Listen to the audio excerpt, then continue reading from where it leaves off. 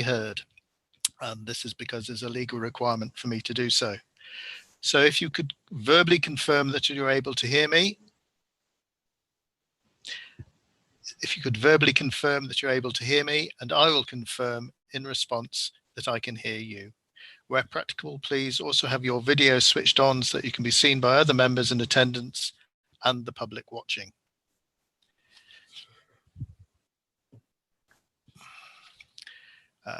Councillor Christy Balderson. Yes, I can hear you. Councillor Dave Bolter. I can hear you, Chair. Councillor Peter Jimman. Yes, good morning, Chairman. I can hear you. Councillor Diana Toynbee. Thank you, Chair. I can hear you. Councillor Yolande Watson. Good morning, Chair. Yes, I can hear you. I'd also like to request that the officers or presenters also confirm that they can hear and be heard. John Coleman. Yes, I can hear you, Chair. Thank you. Kate Cowty. Cobtree. Yeah. Beg your pardon. Yeah. Jackie Gooding. Good morning, Chair. Yes, I can hear you. Thank you. Thank you. Paul Harris. Paul with us yet? Yep, I can see you there. Andrew Lovegrove. Good morning, Chair. Thank you. Caroline Marshall. Yes, I can hear you, Chair. Amy Pitt. Yes, thank you, Chair. Jen Priest. Yes, thank you, Chair. Amy Probert. Yes, Chair, I can hear you. And Claire Ward. Good morning, Chair. I can hear you. Thank you. I'd like to welcome everybody to today's meeting of Hereford Council's Audit and Governance Committee on the 16th of June 2020. The Council is video and audio streaming this meeting live on the internet and making an official recording. The recording forms part of the public record of the meeting and will be available on the Council's website. Please note, while it's only a legal requirement that you have your audio switched on, it is the Council's preference where you're able to do so, you also have video switched on. Please remember what you say and do in this meeting has a global reach, and your words and actions should be chosen carefully. Can I also remind members to ensure that they're wearing their headsets while listening, speaking during the meeting, if possible. This ensures that the audio quality is of the highest possible quality and the background noise is significantly reduced. As these are extraordinary circumstances, there are some additional points for members and officers to be aware of. As part of our meeting etiquette and in line with normal committee practices, all microphones apart from mine will be placed on mute at the start and during the meeting. I will run through the agenda in the customary way. When you wish to speak, please use the hand button against your name in the participants list, which should be on the right of your screens. I will then invite you to speak in order of the hands being raised. Please remember to unmute yourself to speak and mute yourself when you have finished. Please do not raise your physical hand, as I do not want to miss anyone who may wish to speak. Please note that the chat facility has been switched off to ensure that members' contributions can be offered through the spoken voice and for the public record. Please ensure all mobile devices are switched off to prevent interference with the audio and video system. If any attendee loses connection, the meeting will be paused to ascertain if the connection can be restored quickly. If it is not possible to recover the connection within a reasonable amount of time, the meeting will continue as long as a quorum of committee members remains able to hear the proceedings and be heard. If you've planned to leave before the end of the meeting, please can you indicate this in advance. Where the committee members are required to vote on an item, I will ask each committee member in turn to indicate verbally if they are for, against, or abstaining. The results of the roll call will only be recorded in the minutes of the meeting where there is a requirement to record the named vote.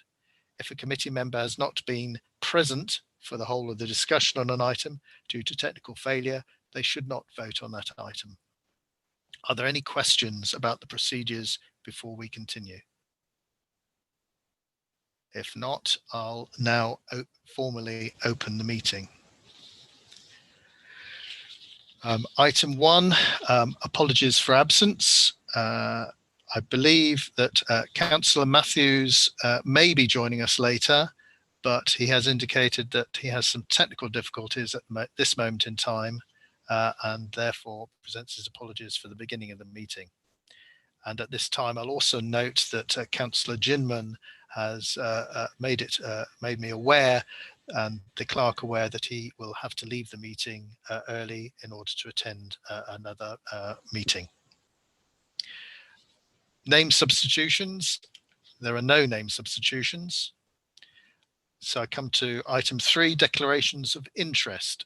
Is there any Schedule 1, Schedule 2 or other interests to be declared for items on the agenda today? Could you please do this by raising your virtual hand, and I will then ask you to speak to notify the meeting which item you have an interest in and the nature of that interest. I see no hands raised, so there are no areas of interest. Agenda item 4, minutes of the previous meeting, which was the 5th of May 2020. No matters of accuracy have been notified to the monitoring officer. So I'll ask each member in turn to confirm that they are happy to approve the minutes. Councillor Balderson. Yes, Chair, I'm happy to approve the minutes. Councillor Bolter. Yes, quite happy with that, Chair. Councillor Ginman. Approve. Councillor Toynbee. Approve. Councillor Watson. Yes, I approve the minutes. The committee's action tracker is attached to the minutes. And are there any members who wish to raise any questions on the action tracker?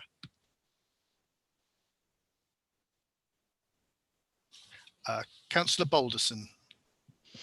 I've just got 2 points to raise on the action tracker. A number of action items from our January and May meeting relate to the risk register or the PROM, and they don't appear to be addressed in today's agenda, even though it's marked with a June deadline. I think we're next scheduled to review the risk register in October. So is it appropriate to wait to this meeting to address these, or do they need to be addressed at an earlier time? So those are items that we anticipated that internal audit would That's my second point. So there was one other point, action 41, where cross-referencing work was to be undertaken with the internal audit plan and corporate risk register with regard to the risks not covered in the plan for 2021. And that was marked with today's date. However, with that one, I would suggest that if it's agreeable with internal audit, that they address this with their first progress report for the 2021 year, which will be, I think, at our next meeting. So they were my 2 points in relation to the action tracker. Right.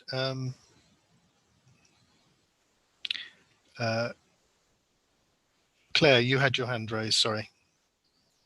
Thank you, Chair. Just to explain, I think those actions are all linked to the refresh of the risk framework. Because of COVID, that date has been moved now to September for the new system to be in place, which would make sense for it to be moved to October. So apologies that wasn't picked up beforehand. Councillor Balderson, does that answer your first question? The first question, yes. And then the other one would be for internal audit to pick up action 41 in their first progress report for the 2021 year. Thank you. As opposed to the due date being today. Right. Jackie, you've got your hand raised. Where are you? You're over there. Thank you, Councillor Shaw. Thank you, Councillor Bolton. It's quite correct. We did say we would bring an update to the committee today, which we haven't included within our report. I have discussed about the risk register with the monitoring officer, and we will bring a report to you in July to look at the risks that have been addressed within the audit plan and those risks that don't fall into the audit plan for this year. We're also hoping to bring an update on the 2020-21 audit plan in July once we've looked at the work that's already been completed in relation to COVID-19. Thank you for that. Does that answer your second question? Yes, I see it does. a smiling Thank face. you, Chair. Yes, thank you. Any other points from any other members of the committee? No. Right. So agenda item 5, to receive any questions from members of the public. There were no questions from members of the public. Item 6, to receive questions from councillors. We've received one question for this meeting, and a response has been published as a supplement to the agenda papers. So those who have submitted questions were given the opportunity to submit a written supplementary, or to send an audio or video recording, or join the meeting to ask their question live. And Councillor John Harrington hasn't submitted any supplementary, but I'd thank him for his written question. And I think that raises a very interesting and important point. I think we'll come on to discuss the whistleblowing policy a little bit later. I might bring that forward in our agenda, depending on how we're going along. So with no supplementary questions having been received, we'll move on then to item 7. The progress report on the 2019-20 internal audit plan. And I think our presenting officers will be Jackie Gooding from the Southwest Audit Partnership and Andrew Lovegrove, our 151 officer. Just to remind everybody that the purpose of this is to update members on the progress of internal audit work and to bring their attention to any key internal control issues arising from work recently completed. It also enables the committee to monitor the performance of the internal audit team against the approved plan. So I'll hand over. I don't know who's leading. Is that you Jackie, or Andrew on this? Yes, thank you, Councillor Shaw.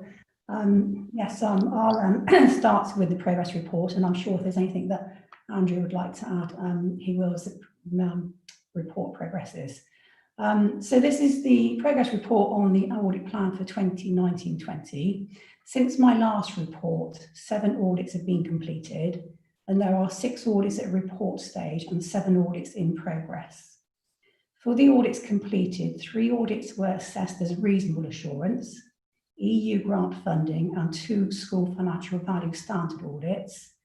And there's 1 partial assurance on savings targets.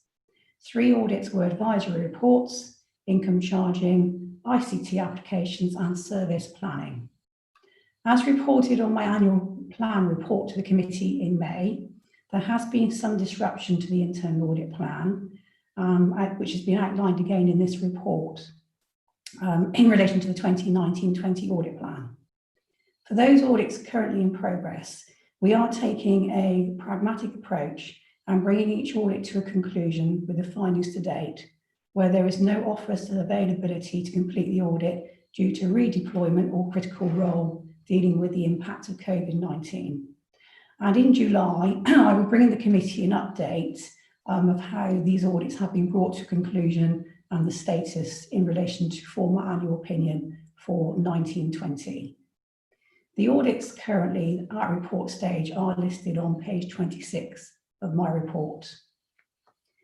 The internal audit team has been supporting the council in the following activities in relation to COVID-19: contacting businesses for details to pay small business grant, understanding of the change of the payment process controls, review of funding for leisure facilities, and advice on the process for volunteer reimbursement. This work has also had some impact on the 2019 plan and has resulted in deferral or removal of some audits to allow resource to complete this work. An explanation of the audits that have been deferred or removed is provided on page 35 of my report. For the 7 audits that have been completed, I'm pleased to report no high corporate risk have been identified. There is, however, 1 partial assurance audit for savings targets, and this has resulted in 2 priority 2 findings. The 2 findings are detailed on page 27 and 29 of the reports, but highlight that documented savings plans proposals were not available for some areas reviewed during the audit. And when a savings target was identified as not being achieved or not going to be achieved, there was no formal process or procedure outlining the steps that need to be taken. The recommendations in the report have been agreed, and there's a target date for implementation of the 31st of December 2020. On pages 32 to 34 of the report, you will see the summary of control assurances and recommendations by priority, which I include in each report to update you on the progress of additional recommendations and where the summary of control assurances has changed. I'm happy to take any questions, Chair.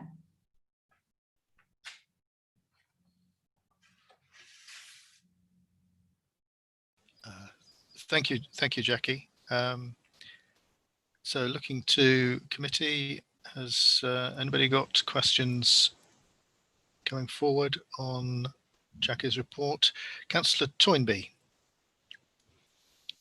Yes, thank you, Jackie. That answered some of the questions that I had about how COVID might have disrupted audit plans, and I'm very grateful to the officers who have been redeployed, and I can just imagine how much extra work it all was. What has been the biggest challenge for you?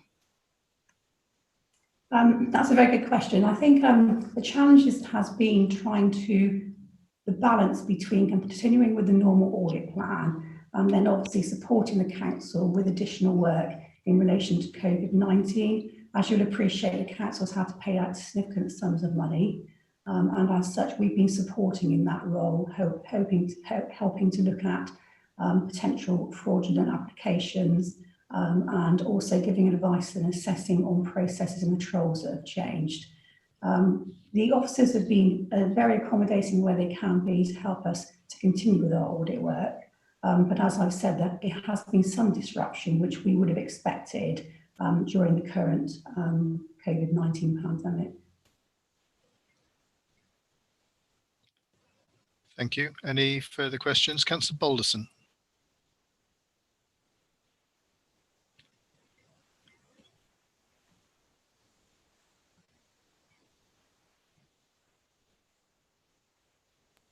Sorry about that. I couldn't find my unmute button. I had one question in relation to the audit on savings targets. There is a risk in the corporate risk register on budgets and saving plans, specifically in relation to children's and family services. So I just wanted to understand if the scope of your audit covered this directorate and if there were any implications on the mitigating controls and residual risk rating. Thank you, Councillor Balderson. I'm going to ask my colleague Amy Probert to respond on the areas that we actually looked at in the audit. Thanks, Jackie. So we looked at a sample of 6 savings targets, one in adults and communities, 1 in children and families, 2 in economy and place, 1 corporate, and then 1 sort of was a centrally held budget. The children's and families one, I believe, was one of the savings targets that wasn't going to be achieved. And one of the reasons the recommendations were put in place. Apologies, Councillor Alderson, I'm not sure what impact that then has had on the risk register as such, though.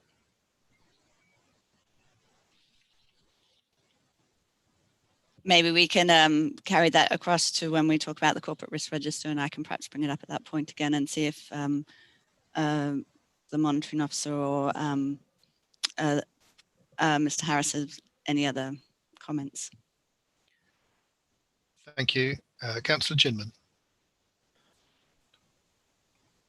Just to comment that I've certainly had various people in businesses with praise for the speed with which the council has managed to pass on monies that the government has put forward.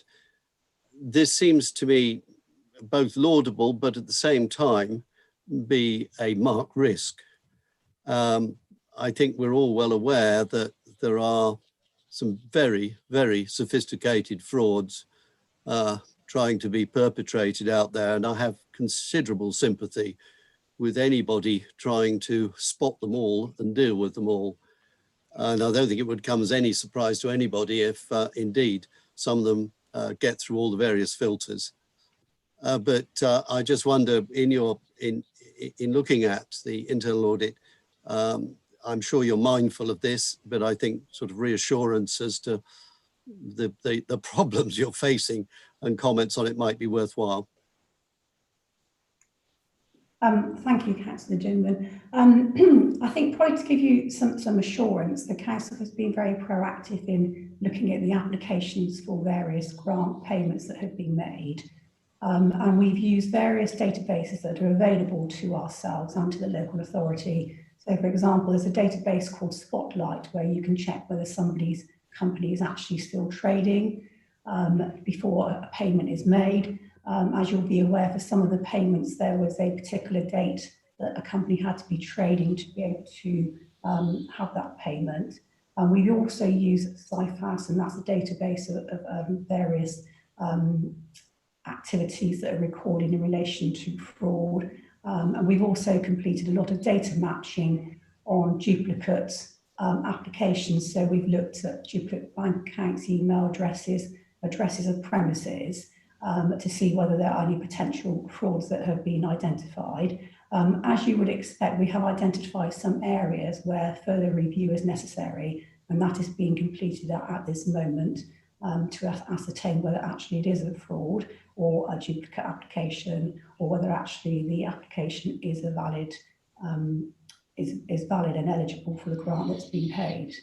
So a lot of work has been done to try and minimise and reduce the risk of fraud in the payments that have been made.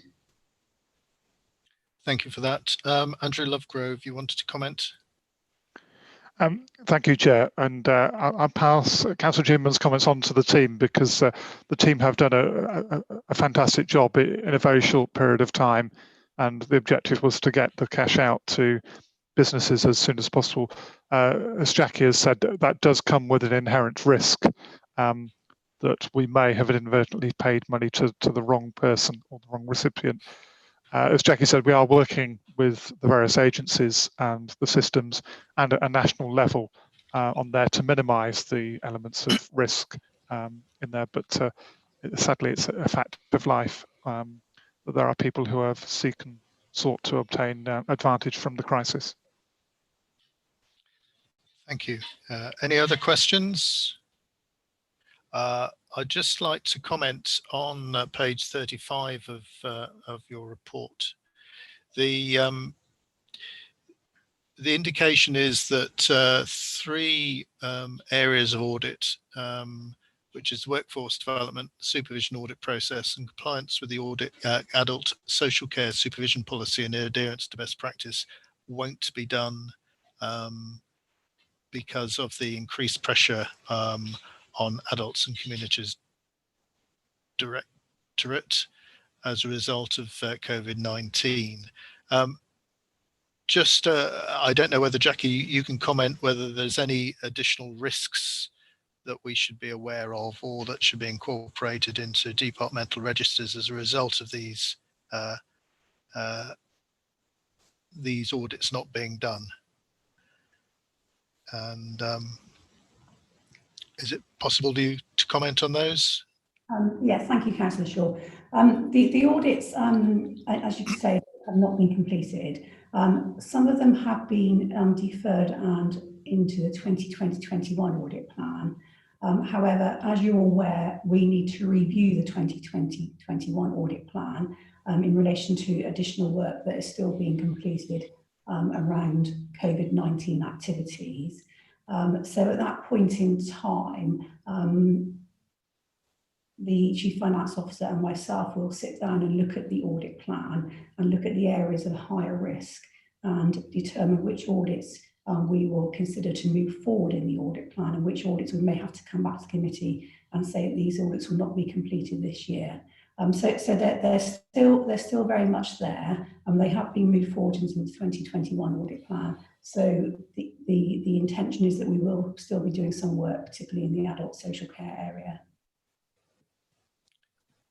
Thank you. If there are no more questions, then can I ask that the recommendations in your papers A and B are approved. And just to ask the clerk, do I need to take a person by person, committee member by committee member assurance of this, or can it be taken as a block? And our clerk.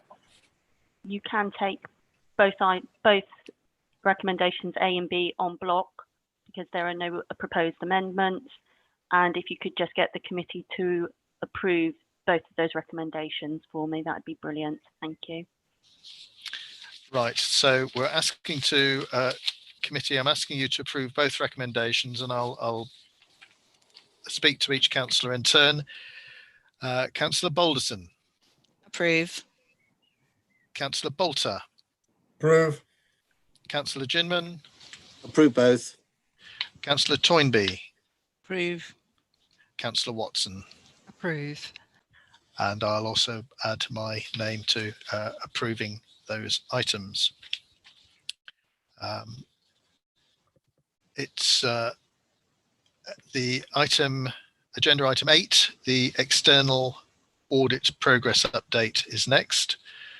Presenting officers John Roberts, Gail Radford Turner from our external auditors, and Andrew Lovegrove.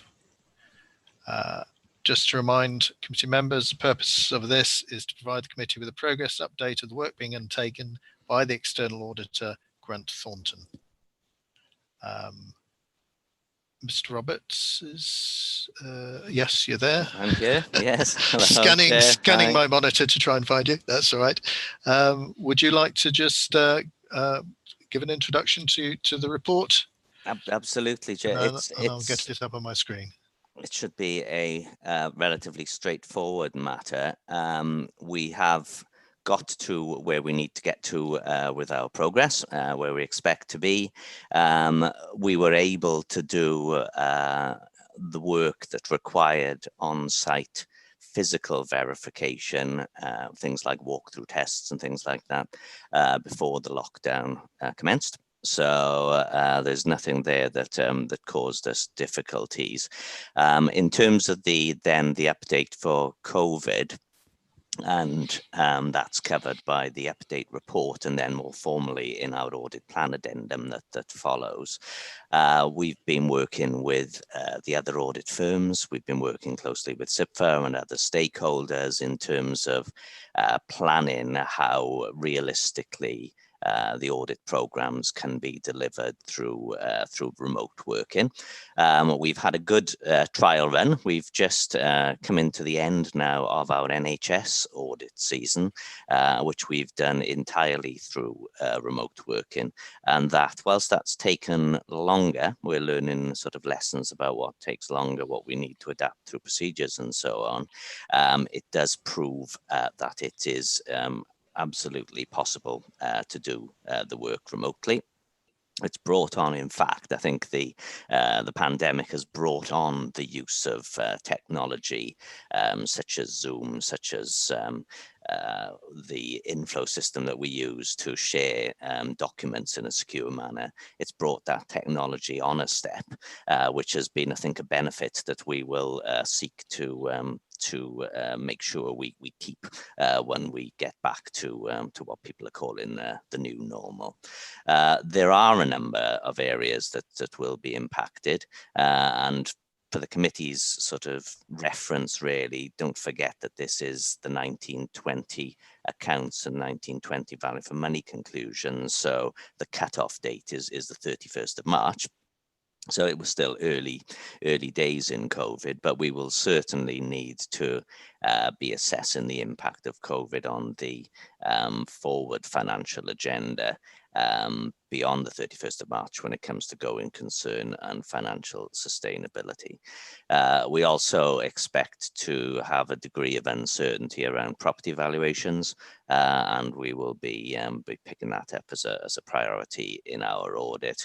And the final area, I think, of the biggest sense of direct impact from COVID is the investment valuations that you'd have within your accounts, particularly relating to the pension fund investments. And again, there's been more uncertainty around the valuations of those. So we're very live to the COVID implications. We are looking at sort of the key accounting areas, and we're in close dialogue with your officers. But at this stage, it's feeling pretty much under control from an audit and reporting side. Although we've been helped considerably by the Secretary of State extending the reporting timetable. So we are reporting, or we do have an absolute deadline of 30th of November. We won't need that amount of time, but it does help to reassure us that we do have a bit of a buffer there to allow us to do our work in a way that continues to deliver the audit quality and the assurances that the committee would be looking for in these quite strange circumstances. And once the lockdown ends, we will still be working to different and alternative working arrangements, I'm sure. Thank you. Mr. Lovegrove, have you anything to add to that, or shall I just go to questions from committee? I'm quite happy for you to go to questions. So, members of the committee, do you have any questions? Councillor Toynbee. Yeah, this might be a stupid question, but I just wonder if there are any potential risks associated with the extension of reporting timetables.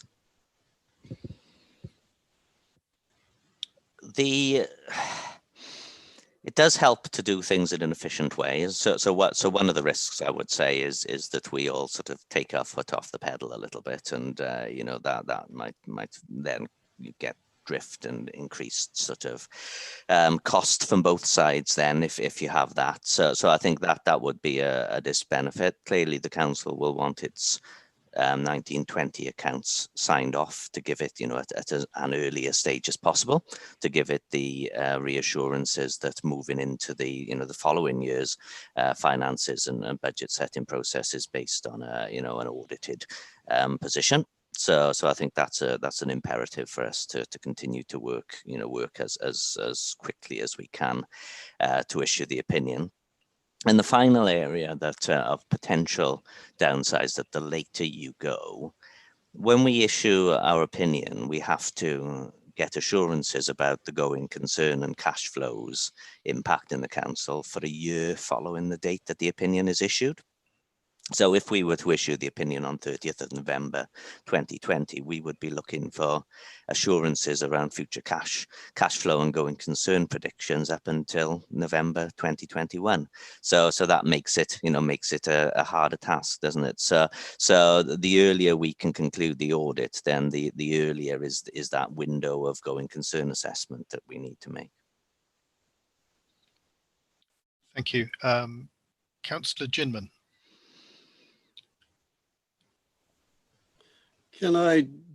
We tend to forget that before COVID turned up, we were struggling with flooding. It sort of gets put into the background a little bit. And I'm always mindful that we've got to keep our eye on that, because that had a marked effect on the county and indeed on funding that had to be provided. There is this sort of danger. It's now somewhat history, even though it's only a matter of a few months ago, because it's pre-COVID. Are we still really, I suppose it's almost a question to Andrew Lovegrove as much as anybody, are we still able to be comfortable that we are covering all of that? Because we still haven't got government monies that were thought to be or might be promised and so on. And I just wonder quite where that situation is in terms of audit knowledge that will assist us going forward. Chair, I'm happy to respond to that if that helps. Councillor Jim is right. There are things that happened pre-COVID that are still active and live in place. And the flooding and the flooding recovery is one of those. In terms of helping households to deal with the flooding impact, now a decision is just about to go through the system about how households access the £5,000 property grant to enable them to get their works done. But there is the bigger issue in numerical terms of the repairs to our road network, the Foundhope Road and the like on there. And the discussions with government are ongoing. We haven't secured funding for all of those works yet. There were letters sent over the weekend to the Prime Minister and various ministers on there. We do hold reserves, so we do have a way of funding these works if we have to, but we prefer to persuade government to provide the funding to come through. So it's a live issue that is moving forward, hopefully with some pace now. We will make sure that Grant Thornton are fully aware of that as we go through the summer on there, and hopefully that will be all concluded, done and dusted well before the end of November when the accounts have to be signed off. But it will have to factor in, and does factor in, our cash flows and projections of where we will be using resources and reserves to make sure that we can keep the council on a financial even keel. And I can sort of reassure the committee that it's a point well made about, is this now just about COVID? It absolutely isn't. It's our audit is still looking at the council's functions in the round and its financial health and stability in the round. We'll take into account COVID, but we'll also look at the underlying position. Thank you. If it's an opportune moment for me to just ask a question in respect of the value for money statement, would any disparity between what funding we receive from government and what expenditure the council, the authority, makes, what sort of materiality level does that need to be for it to affect our value for money statement, or will it not affect the value for money statement that you're reporting in November, but actually potentially the one in the following March?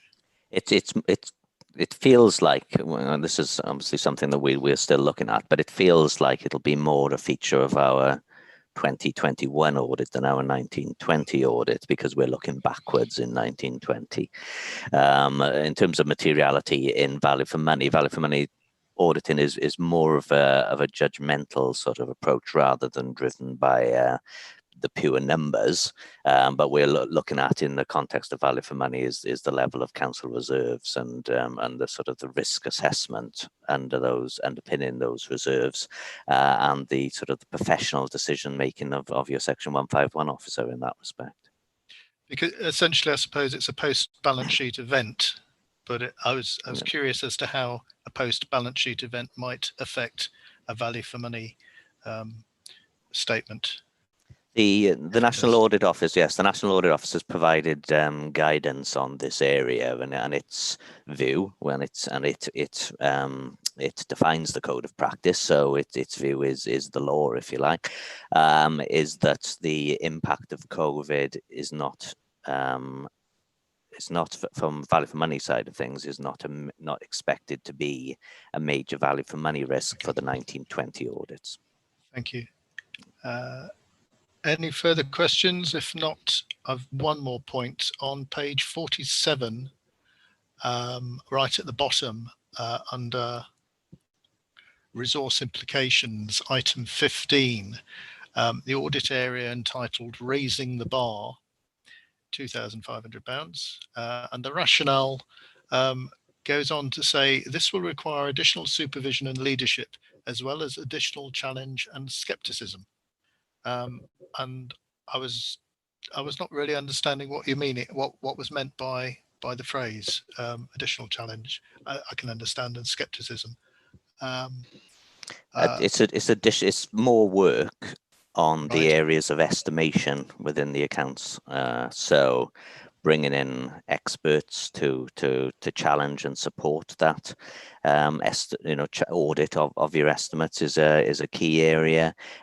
Getting into the level of detail around estimation processes that you've followed, that auditors historically haven't needed to do. We've relied on the expertise of those providing that information. Now our regulator is telling us we need to be doing much more work in those areas. It's a national issue, and it's shared across all the firms and across all local authorities and indeed all sort of audited bodies. It's an issue for the private sector as well as the public sector. Okay, thank you, Andrew. Thank you, Jack. Just to update the committee, the draft accounts will be on our website the 26th of June to enable the field work for Granthorne to do so.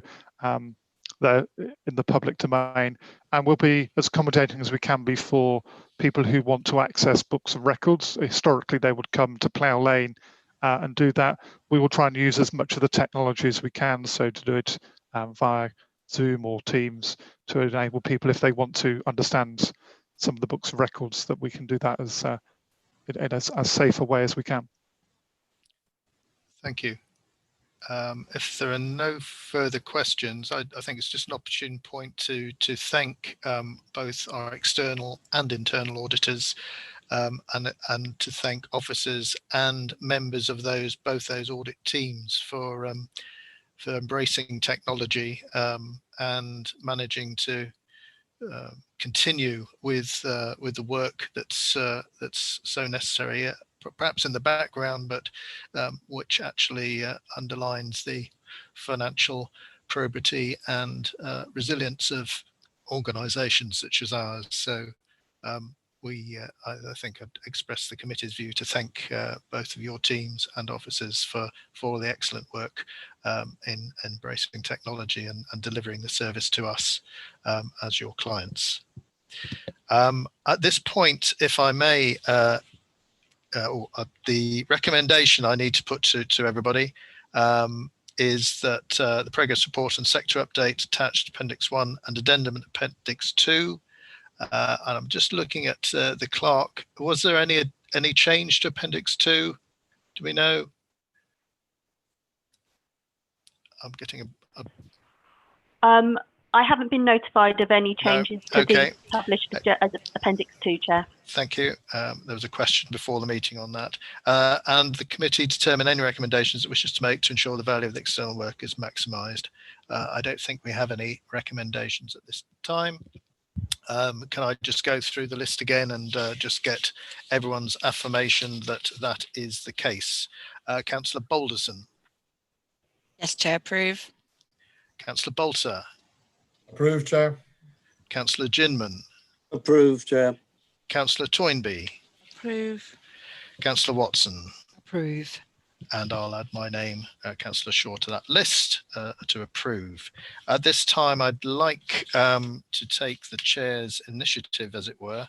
I know, Councillor Ginman, that you have to leave us a little bit early, and I know that you wanted to comment on the agenda item 12. So can I put it to the committee that we take agenda item 12 prior to agenda item 9, the corporate risk register, so that we can include Councillor Ginman's comments in on that item. Have I your agreement to that? Can I just ask Councillor Balderson? Yes. Councillor Bolter? Yes. Councillor Ginman? Yes. Councillor Toynbee? Yes, I agree. Councillor Watson? Yes. Thank you. So we'll move directly now to agenda item 12. The confidential reporting code, whistleblowing. Claire, you are the presenting officer. I don't know if you want to say a few words on the policy document and the changes that you've made in this year, and also perhaps comment on the question which was raised by in our questions from Councillor Harrington in respect of the use of Protect. Yeah, thank you, Chair. Good morning, committee. So you have before you the revised whistleblowing policy. It's set within a context that in 2017 we did a huge exercise as part of the Constitution to revise our whistleblowing procedures. We looked at best practice, which is from BEIS and the charity known now as Protect. And what I've undertaken this time is to review the way the scheme has worked, and really to just look at changes that are needed to make it clearer to understand. And I think in relation to Councillor Harrington's point, what I've tried to do is to make clear that when a whistleblowing complaint is made, that internal audit are informed, as I am as well, so that any whistleblowing isn't just dealt with within a directorate, and there is corporate oversight. So I'm happy to take any questions. So knowing Councillor Ginman that you're going to have to leave us fairly shortly, would you like to make public the point that you raised? Thank you very much, Chair. Appreciate the opportunity, and equally, I'm very mindful of the work that's gone into preparing this whistleblowing policy. I read it and tried to read it from the point of view of a person who wished to make raise a concern, because I think the word whistleblowing is now slightly outmoded. It is more in terms of raising concerns. And I still did not feel that it was comfortable. I was still not comfortable with it. It may be legally correct, and I have little doubt nor would I raise an issue in that regard. But the manner and guise in which it was written left me feeling uncomfortable. And I did not know that Councillor Harrington was going to raise a particular point today, but I felt that it was something that I wanted to raise with the committee as to whether or not this actually met the sorts of writing that I've seen elsewhere. And I did refer to the committee, or I referred to yourself, sorry, the NHS policy on this and the way and manner in which that's written.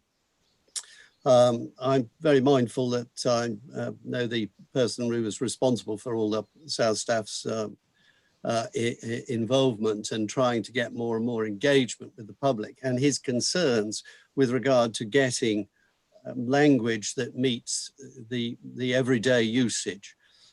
So I found myself somewhat uncomfortable with it still as being a slightly more legalistic, more formal document, and mindful of how it has to cover that, but seeking to actually get it written in a still more user-friendly format is, I think, how I would put it.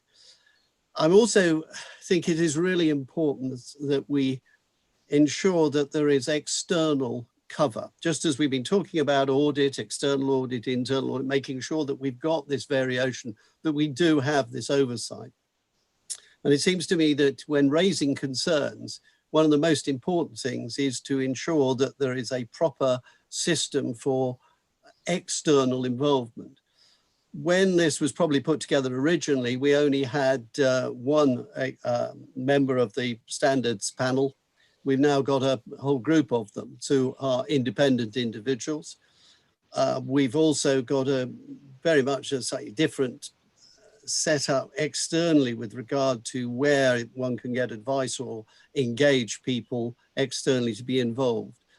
And I felt that it might be timely just to review how that external input into this, where anybody who raises a concern can feel comfortable that they are raising it in a manner that it will be taken forward.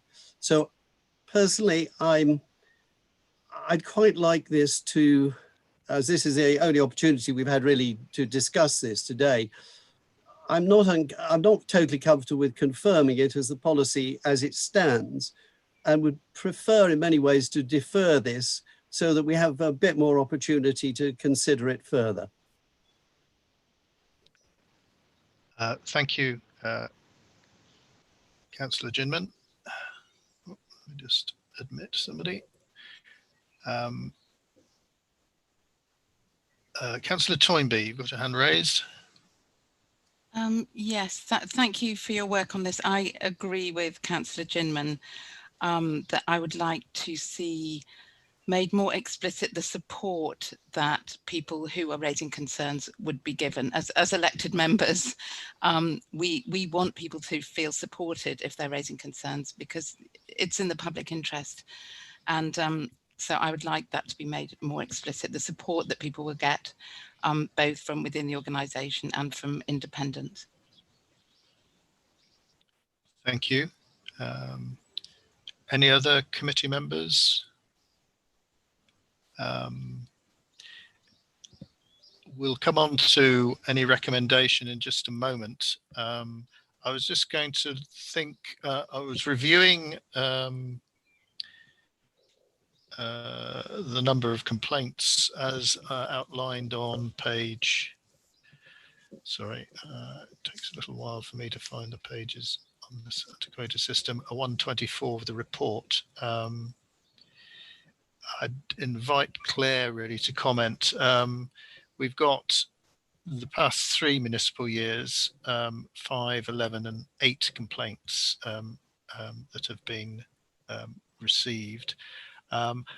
There's a 0 under 2021. I don't know whether that's because there have been no complaints in the current year, or whether none have been recorded under the method of recording. So I'd be interested to query that.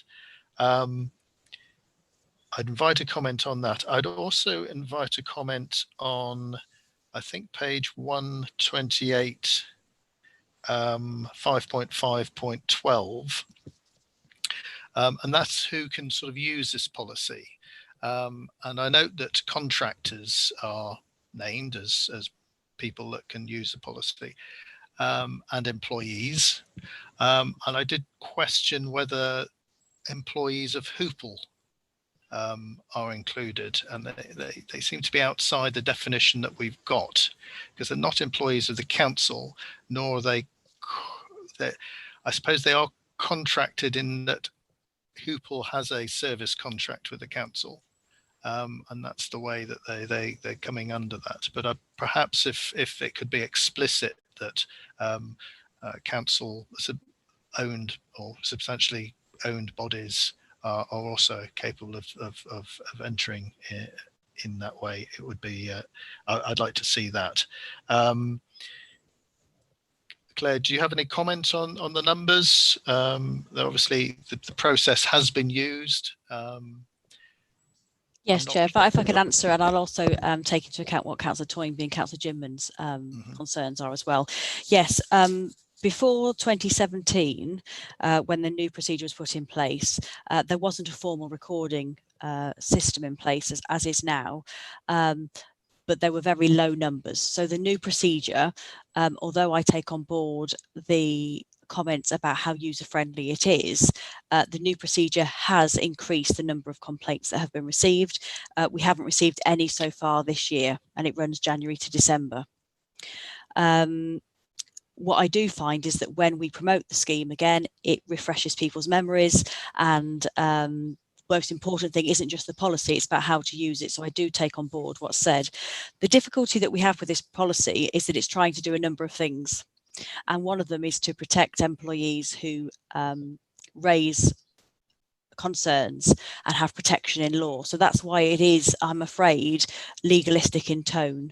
The council and many bodies actually aren't required to have a policy, but it's good practice. The NHS are required to have one under their auditing procedures, but I'm happy to look at the NHS system to just see, because I used, as I've said before, in 2017 we used BEIS, the government standard, and we used the Protect whistleblowing charity, but happy to look at that.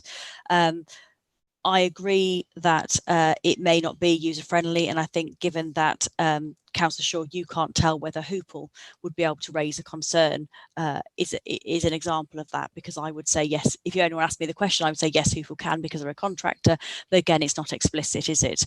In relation to oversight externally, then obviously that was a question that Councillor Harrington did raise. We don't have that, and I did ask external audit whether they would be able to provide that type of role, but obviously that compromises their impartiality, so that's not available.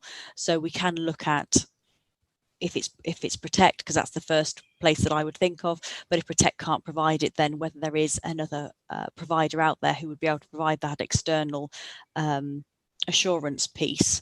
I'm not sure it's for the independent persons, because their role is very specific under the Localism Act. So to expand their role, I mean, we can think about it, but what they've been recruited for is a particular task, but we could include that. And then in relation to support, I agree that is light. It just says to ring a national charity helpline. What I would suggest, Chair, there's two options here. One is that I come back with an officer-led policy, or that you either request that the Rethinking Governance Working Group look at this document as part of their constitution work. This is a document within the constitution, or alternatively just have a smaller working group of a couple of councillors from this group who can work with me on what would be more acceptable, and then we can launch that, have it approved, and make sure staff know about it. Thank you for that. I don't know what the up to the committee really to give me a recommendation. But if you want a recommendation to mull over, I'll table one. I think the content and the scope of the report is entirely correct, and you've done a lot of work, and we thank you for that. I think we just need the language slightly delegalizing in places so that it becomes a little bit more user friendly. I think we need to think, or you need to think, how Protect possibly or another organization can be involved. I table the recommendation that we ask you to review the document in light of our comments, perhaps with the thought of bringing it back in say October. If that's, I'll put that to committee. Committee may want to make a different recommendation, of course, but if I put that to committee now, we can make that decision forthwith, as it were. So if I can just go through, so if I can have a seconder, please, if I have a seconder for that recommendation. Councillor Ginman. Yes, I'm happy to second that. Can I just ask one question on that? Clearly, we can't compromise our position as an Audit and Governance Committee, but I do feel that if indeed we can help with taking this forward, and that is one of the questions that was raised by the officer concerned, by the monitoring officer, it seems to me that personally I'd be very happy to assist in trying to take that forward, but I'm mindful that at the end of the day we'll have to vote on it, and that might not be fit in, so I'd need guidance on that point.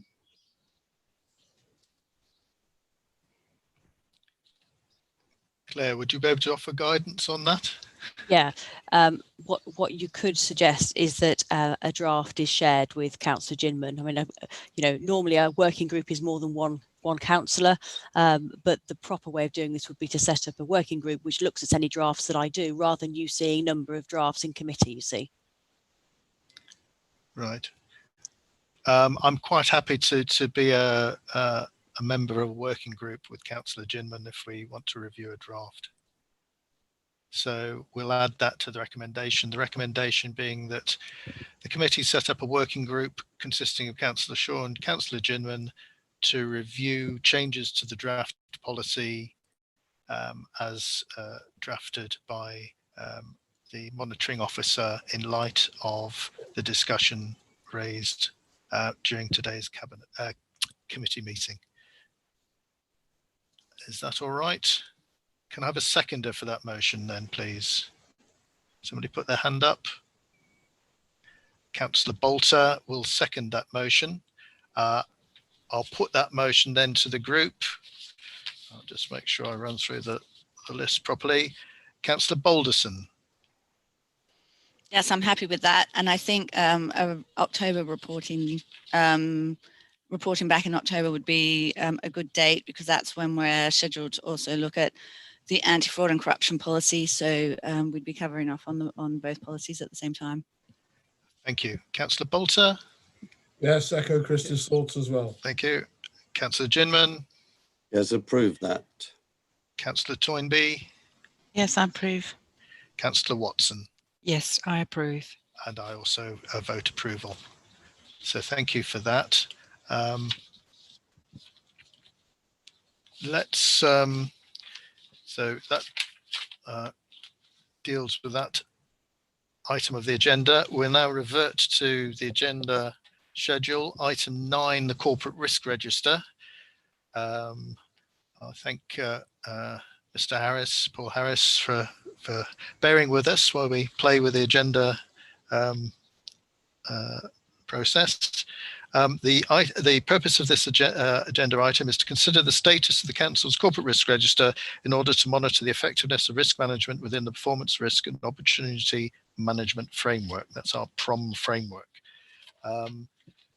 Mr. Harris, if you'd like to say a few words on present your report. Thank you, Chair. So as we just set out, this is the corporate risk register as at the end of March 2020.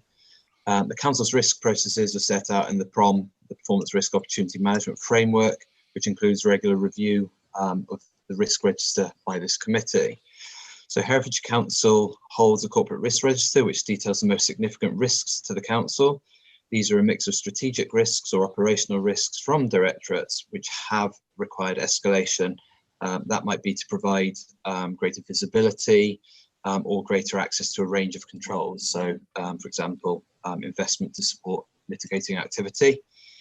It is a risk owner's responsibility to provide regular updates on their risks, and the corporate risk register is regularly viewed and reviewed by Management Board, and it also gets reported to Cabinet quarterly.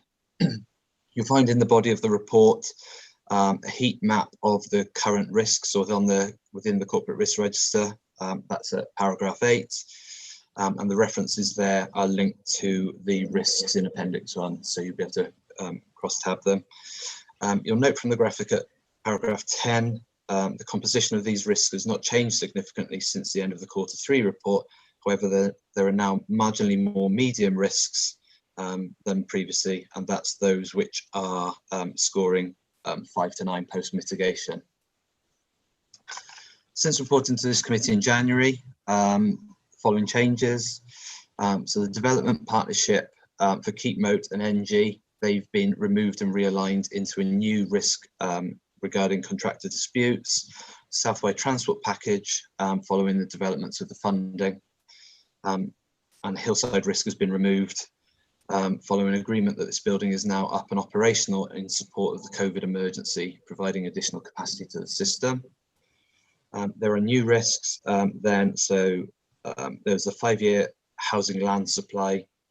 At the moment, there's estimates that we have currently 3 years supply identified. I think that was at the request of the committee last time to review that one. Dispute with major contractors, so this covers a range of risks where with potential disputes between contractors, such as Keep Moat and NG. We have a new risk in relation to achievement of Ofsted outcomes. It recognises the impact of an unfavourable Ofsted judgment across the work of the council. We have a county-wide net zero carbon target risk. So recognises a challenge from the committee last time around, highlighting the impact of climate change locally.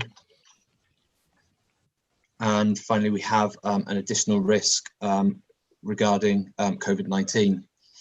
So the significance of this pandemic impacts across all services provided by the local authority. I mean, arguably, we've got it as a score of 5 by 5. Perhaps even we could kind of do with a special scoring for that one. A separate COVID risk register has been developed and has been managed and reviewed at Management Board. This has allowed rapid capture of risks whilst conversation at Management Board have been ongoing. It captures a range of risks relevant to the COVID pandemic and the Council's response. It includes risks such as PPE availability, the pace of change, which has been driven by central government, risks to strategic priorities, etc. This approach of holding a separate risk register has allowed us to quickly capture, regularly monitor risks, which at the moment are being kind of viewed 3 times a week through management board. It's a live document, which I know Claire is involved with the monitoring of that, and it provides some visibility of the risks regarding COVID. Over the coming weeks and months, it will be important for officers to integrate COVID risk back into directorates and their directorate risk register and service risk registers, flagging the most significant risks corporately. This will be part of the transition from the emergency response to recovery and business as usual. In addition, we've included a recommendation in the report. So we've previously reported to committee the work being done to refresh the council's performance framework. Risk is, of course, the key element of that performance framework. In conversation with the committee during discussing risk management over the last few meetings, I think we've identified a list of areas which I think we feel that the committee would like us to look to strengthen within that new framework. Paragraph 15 identifies a list of some of the criteria. I'd welcome any additional areas which the committee would like to include within that, and our consideration of additional strengthening within that risk framework. Mr. Harris, if I can just pause you for a moment. Councillor Jimin, you've got your hand raised. Did you want to come in now? Yes, unfortunately, I have to go in a moment. So I want to just raise an issue with regard to the general principle of this. And that I'm very mindful of the fact that these risks are being reviewed on a regular basis, but we're seeing a risk register that's dated March. We're now in June. It seems to me as an audit and governance, we're rather behind the curve if we're not seeing what are the up-to-date values that are being put on some of these risks, because obviously part of our role is to try and help and advise and point out. And if we're getting, is this a question of the timing of our meetings relative to when you're putting this risk register together? And if so, is this something that we should be reviewing so that we actually get the most up-to-date view of where risks are going? Because clearly, if we suddenly get a whole lot of ambers going red or greens going amber, then we want to be pointing out our concerns as much as anybody else. So I'm just not sure that we're up with the game, if you like, by looking at something that's based at March, but appreciate very much the comments that Mr. Harris has just made with regard to the way in which these risk registers are being used within the various departments of the council. I think there's just a couple of things for me to respond to on that one. Yes, I recognise your point that it is dated as at the end of March. I think we have, of course, had capacity issues in updating risk registers, and you know, because of course we're going back to service directorate corporate risk registers. There has been capacity issues through April and May in providing those, which then leads into the kind of the production of the report. But you're correct that timing of the risk register, and I think we've had this on a previous conversation as well, back September time. And I think that's then why it's important we look at the future approach to risk to make it as embedded and as, I don't want to say light touch, but low involvement sort of thing. So actually it's completely embedded within the organisation. But it doesn't require lots of reviewing, lots of back and forth on Excel spreadsheets and the like. So I think certainly in conversation with monitoring officer, we've looked at how we could potentially make this a quicker and easier feast to complete, and particularly in those times where resources are that much more limited. Thank you for that. if you could just clarify, has this risk register gone to Cabinet yet? It's been viewed by Cabinet Feeder last week. It's been viewed. It's due to go to Cabinet next week. So in fact, Cabinet are only looking at the report as of the end of March, and to my mind, that's more concerning to me than us seeing, because it's for the executive to act on, their risk register. It's a tool for them to manage the organisation. It's a tool for them to galvanise resources and change the direction of the ship if necessary, as it were. I accept totally that with COVID, we've had some issues with resource and resource indeed in dealing with these rather some might say more mundane activities that management control require, but we did comment on, as you said, Ms. Harris, the issue last September. Perhaps we could, as a recommendation, as this goes to Cabinet every quarter, we could ourselves look at it every quarter in line with Cabinet. And our recommendation would be, I think, to you to look at how the report can be made more timely, both for Cabinet and for Audit and Governance, because it's of more use if it's more timely. Looking at the car crash in the rearview mirror isn't, it can be of benefit, but I think both Cabinet and the executive and ourselves would laud something that could make the report more timely. And I think the directors need to understand what benefit that might bring them as well. So that would be something I think I'd like to put on the recommendations.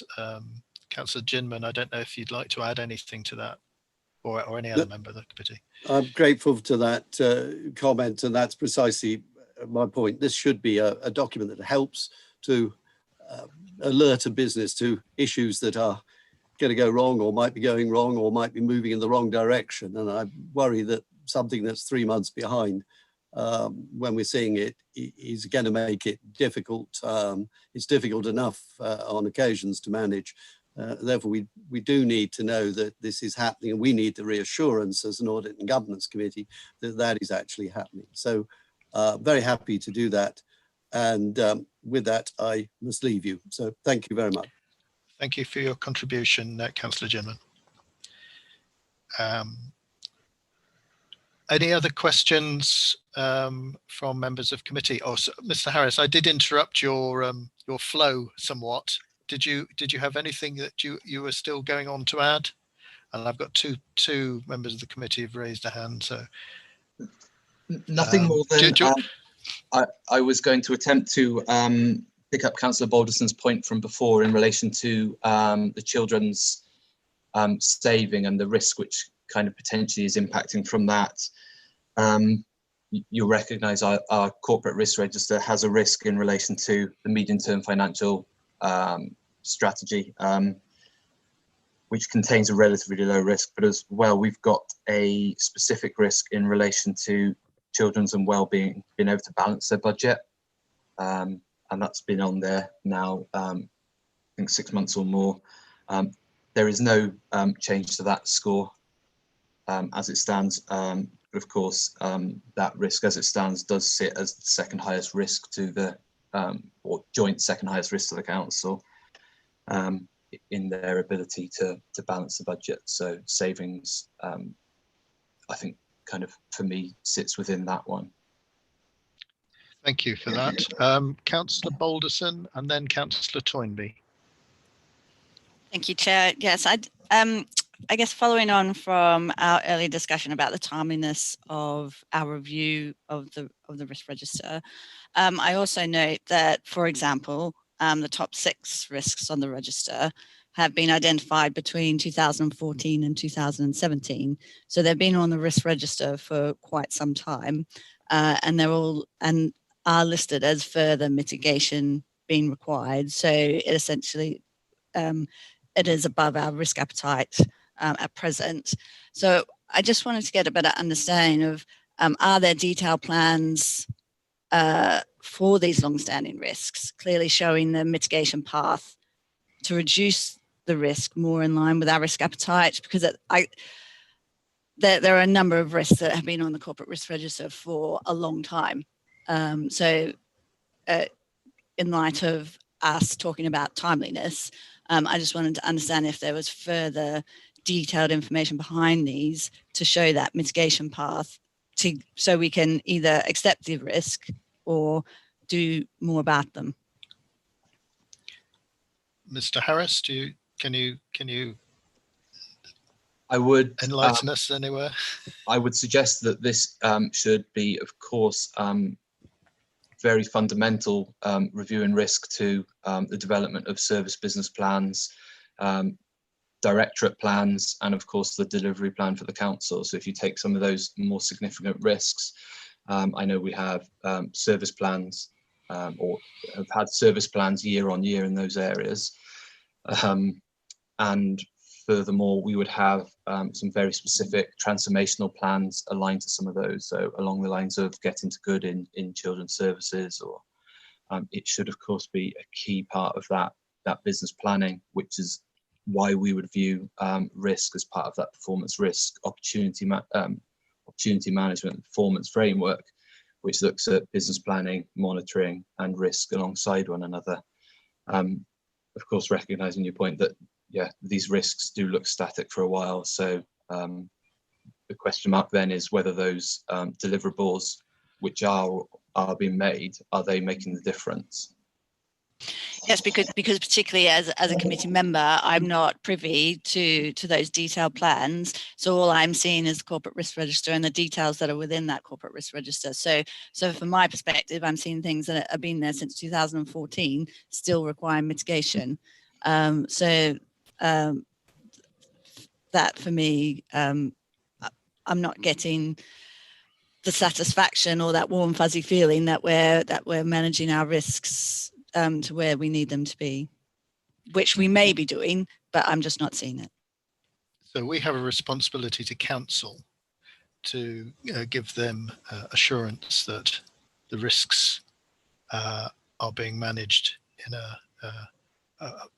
I would say proper manner, and in a manner which aims to mitigate those risks to the council's risk appetite. I suppose ultimately it's the risk, the departmental risk is owned by the departmental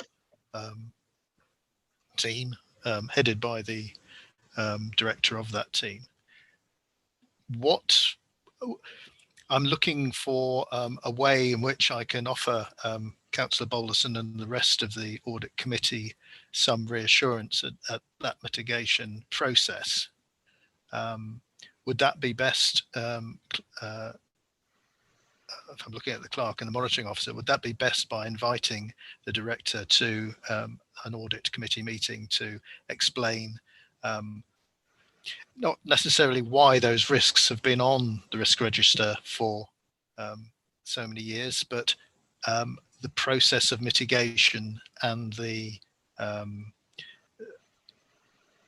process of mitigation that has been gone through in order to try and mitigate those risks over that period of time. Claire, some help, please. Yes, I think you can, but I'm just conscious that we are in the process of, because of the views taken from this committee, anyway, of reviewing how we manage risk anyway. I mean, looking at those ones that require further mitigation, what you want to know is whether that mitigation has worked or not. You know, and that's what you're not seeing from here, from this report. You can't see when it was last reviewed, and you can't see that it's working. So it's about the effectiveness of this process. So yes, you can invite the directors to attend to talk about those individual risks, but I just wonder whether now's the right time, given we're on a review process at the moment. Yes, I'm not so much. Again, I'm speaking personally, not speaking as the chair. I'm not so much concerned about. I am concerned about the individual risks, but I'm more concerned about the process. It's the process of how we can give assurance to the council that those risks which have remained on the corporate risk register at such a high level, requiring mitigation for so many years, and if they are above the council's sort of risk appetite level, how do we give council assurance on those? It's by asking the director, I suppose, why he feels that they still require mitigation, isn't it? Yes, and I think it comes back to how active and therefore effective is the risk register used. So I think directors are doing this work. I think they are, well, I know they are, they have business cases behind all these matters. There are processes of work behind them, but what's not always happening is the loops being closed at the end of it to say, and actually then that risk we can now accept. So I think it is a process point that every time, we bring this, you are seeing omissions, gaps in the way the risk register is currently operating, which is why we're doing the work we're doing. I'll return to Councillor Balderson. Do you have any suggestions how the committee might be better content with this process?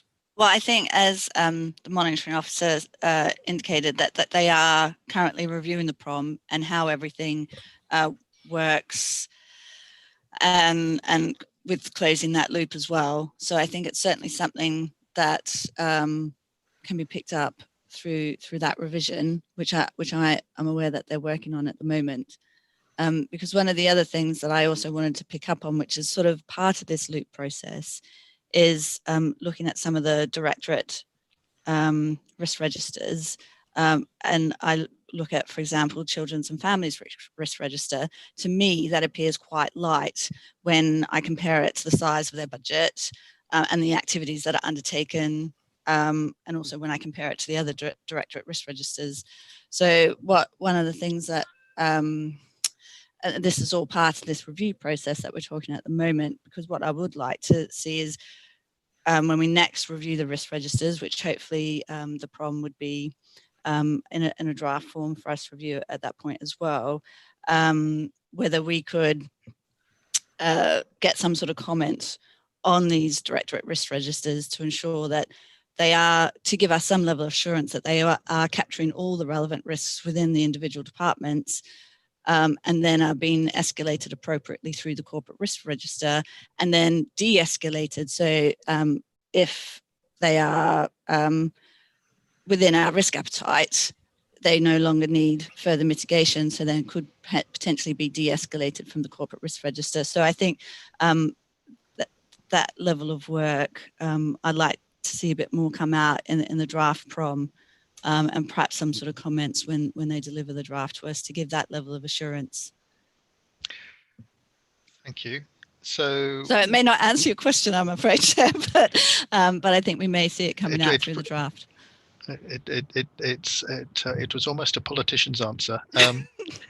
No, I was just wondering whether to invite the Director of Children to next Audit Committee meeting might then be premature. However, that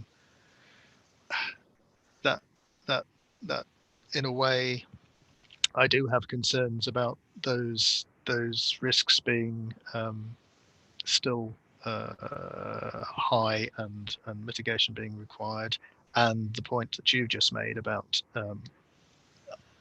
ostensibly at a level, the number of risks and the quantum not really reflecting the the expenditure in that area. I mean, it could be that they have very few risks, and they're managing them very well. It's not something that's possibly obvious that would necessarily be the case. I just don't know whether we could perhaps through the clerk invite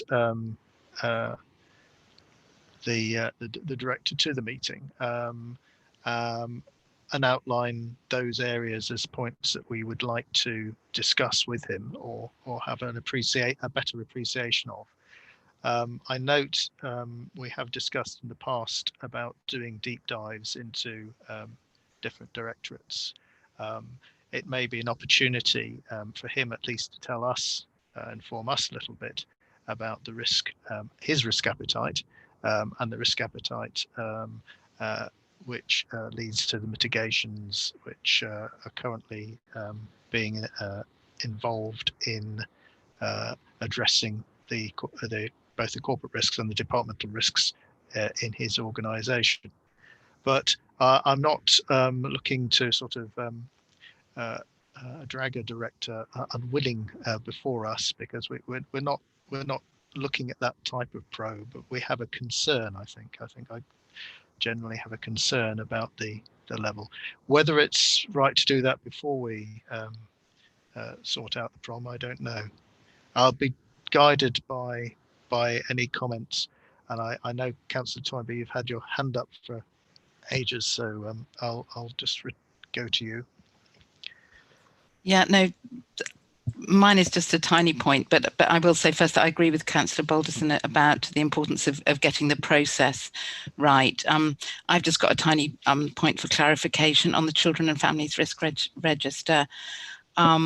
CF07 on the oversight of school assets, where I assume insufficient should read sufficient.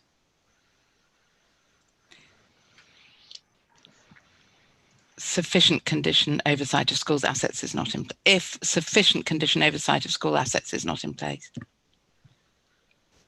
That would sound better. Just trying to dig it out, sorry. I suspect you're correct, and I'll pick that one up. Thank you for that. Has anybody any other comments about whether or not inviting the Director of Children's is appropriate for next meeting, or should we wait until after the prom's been processed? I guess I have a question as to when the prom is expected to be, when we're next expected to see the draft prom. Because if it's a long time away, then I think we could perhaps understand Children's and Families Directorate a bit better before then. But if it's potentially going to be at our next meeting, because I don't think we're scheduled to see the risk register again until October, so we don't have it in our work program, I don't think, at this specific time. But I guess it will be the timing differences, because ideally we probably wouldn't speak to them until after the prom's been drafted, because if all the processes, if something changes in the process, then they'll review everything and ensure that it's in line with the process, and then that's where we're going to get the assurance. So that would be a question I'd probably have for the monitoring officer. So as I understand it, the Cabinet are due to approve the prom in September, which means that you'll be receiving a draft of the risk register new process in, I think it's your August meeting.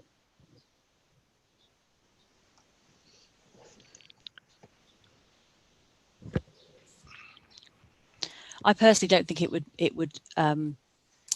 it might assist the drafting of the risk register process to see the loop that the directors play. So I don't think it would harm, personally, from my view, on the director attending the next meeting, because it's still all in draft stage. Then there might be some further gaps we identify that we haven't thought of, we haven't considered. I think that's a very valid point. Caroline, you wanted, sorry, what happened there? Caroline, you wanted to come in. Apologies, it's just to point out that the committee do not have a meeting in August, so the two choices would be the 30th of July meeting or the 16th of September meeting to look at any draft prom before it goes to Cabinet. So 30th July would be okay from officers' point of view. And that would also be, if we were to invite a director along, that would be the meeting that we'd invite him to then. I'm not getting a sort of, I don't get a clear indication from committee that they're desperate to see a director, but I will take that, I will take it offline if committee will, if committee can give me that latitude, and I will discuss with the director whether he thinks he can assist us by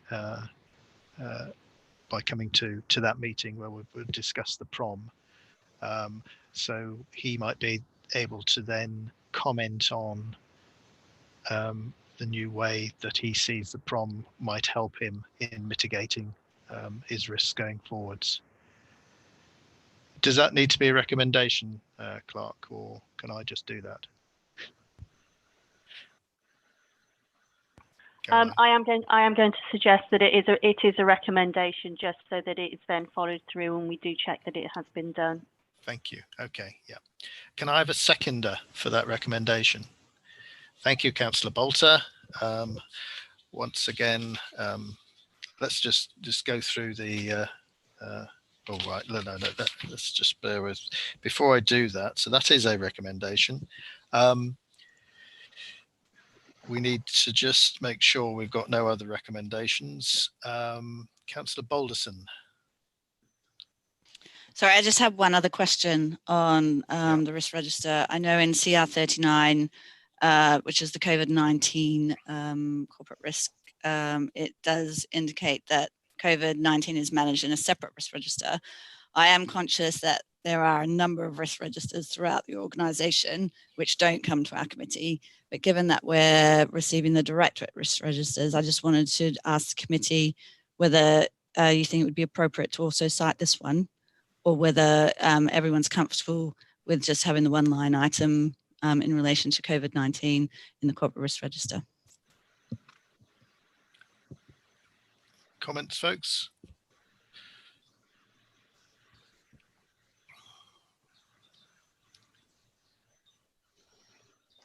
Seems like everyone's happy with the one line item. Toynbee. Sorry, no, Councillor Toynbee. Thank No, you. I think it's so important that it would be good to see it. Yeah. Can I lower hand? Claire Ward. Sorry, Thank you, Chair. I was just going to say that it's been run as a project, which is why you haven't ordinarily seen it, but I recognise the importance of it. That is something we can share. Thank you. Councillor Watson, did you still have your hand up? Yes, like Councillor Toynbee, I think it would be really good to see it. And I'm also conscious is that there are concerns that there may be a second wave. So it's an ongoing issue. So I think for that reason, I understand that the implications do feed into several layers and several lines on the corporate risk register. But I agree with Councillors Balderson and Toynbee to actually see a full copy. Right, so can we add that to the recommendations that we see a full copy of that? Again, on just a point, CRR 37 talks about items, bearing in mind this is a report for the end of March. It talks about February 2020 housing delivery numbers uplift to be due to be delivered in February 2020, and March 2020 the Cabinet member sign off of the core strategy review.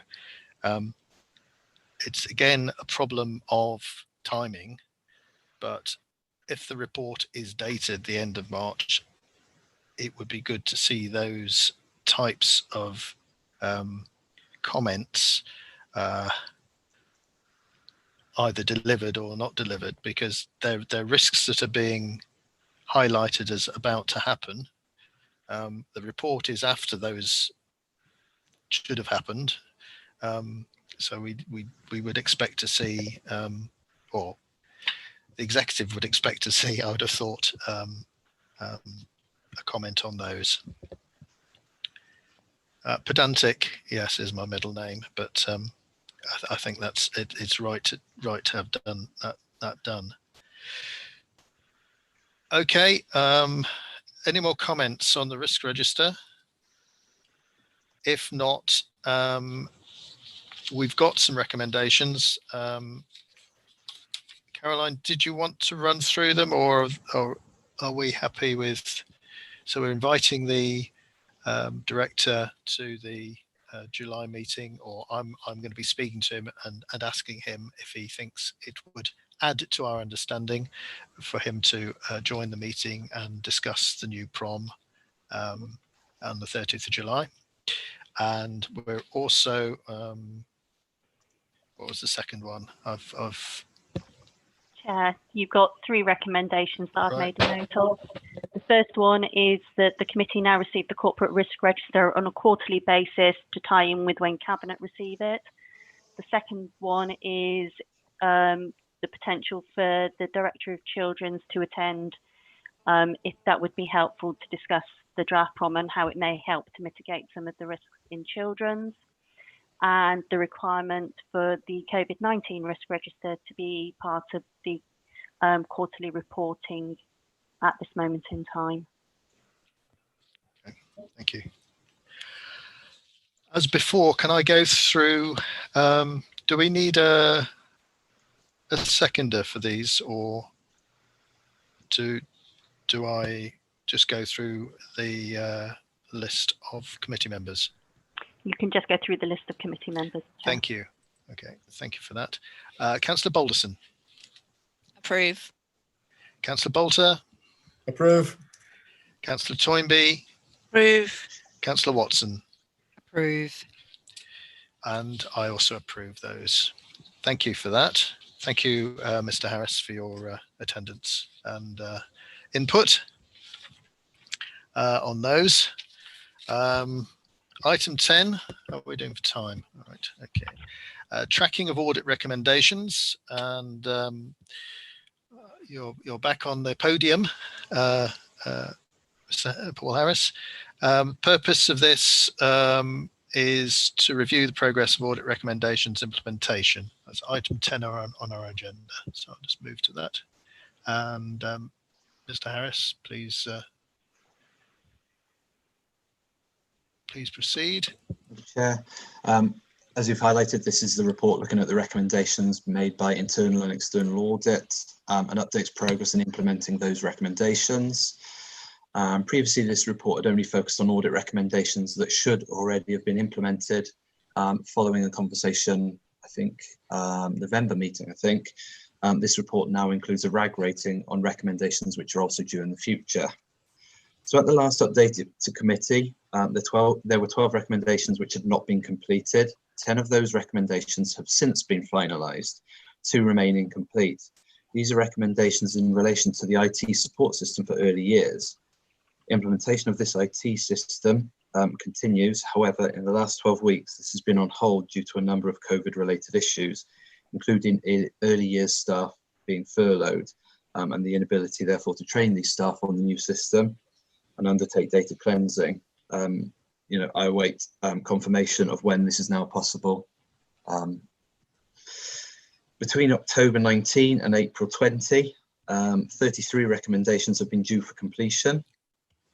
At the end of April, 22 have been self-reported by directorates and officers within those directorates as being completed. This equates to 67%. Further details of those can be found in Appendix 1. And then recommendations which are due after April 20, so these are the live recommendations. 21 of these have been identified and due as in the future. There are no priority 1s, 4 priority 2s, 17 priority 3s. Of those, 81% of recommendations have been either marked as complete already, or ones which are due to be on track for completion. There are 4 which have been identified as amber, which might indicate obstacles which are impacting on their completion. One of these is in external residential fostering placements, and then there's 3 in relation to the members' allowance and expenses recommendations. In addition, there are 2 external audit recommendations made, reported within this report. One of these being complete and was reported at complete at the last report. I believe one of which remains outstanding and is due for inclusion within the annual governance statement, which I believe you're due to see shortly. Thank you. Thank you for that. Committee, any questions for Mr. Harris?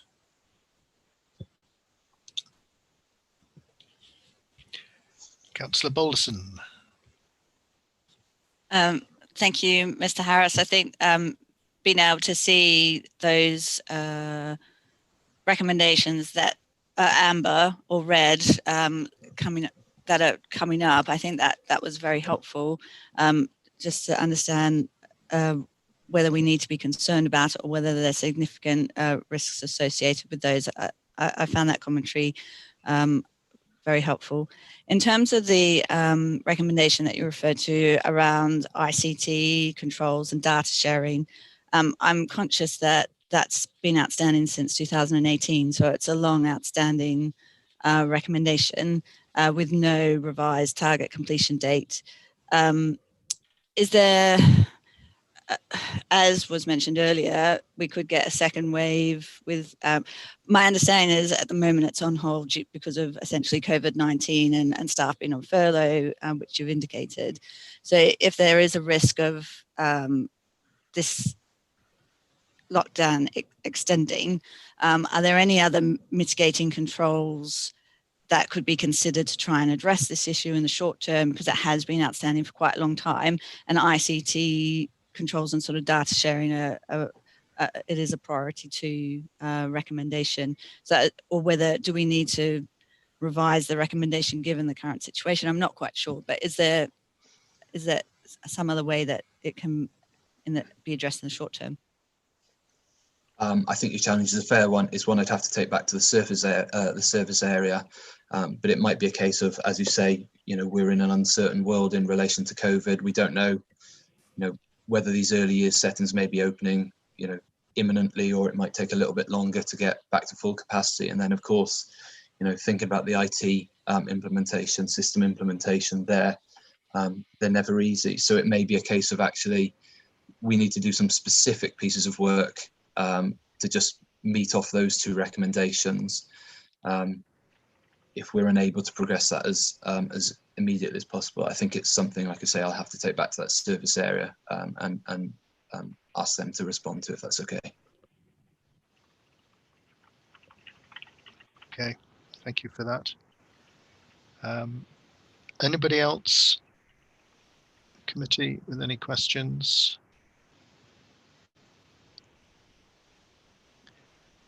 No more hands, I see.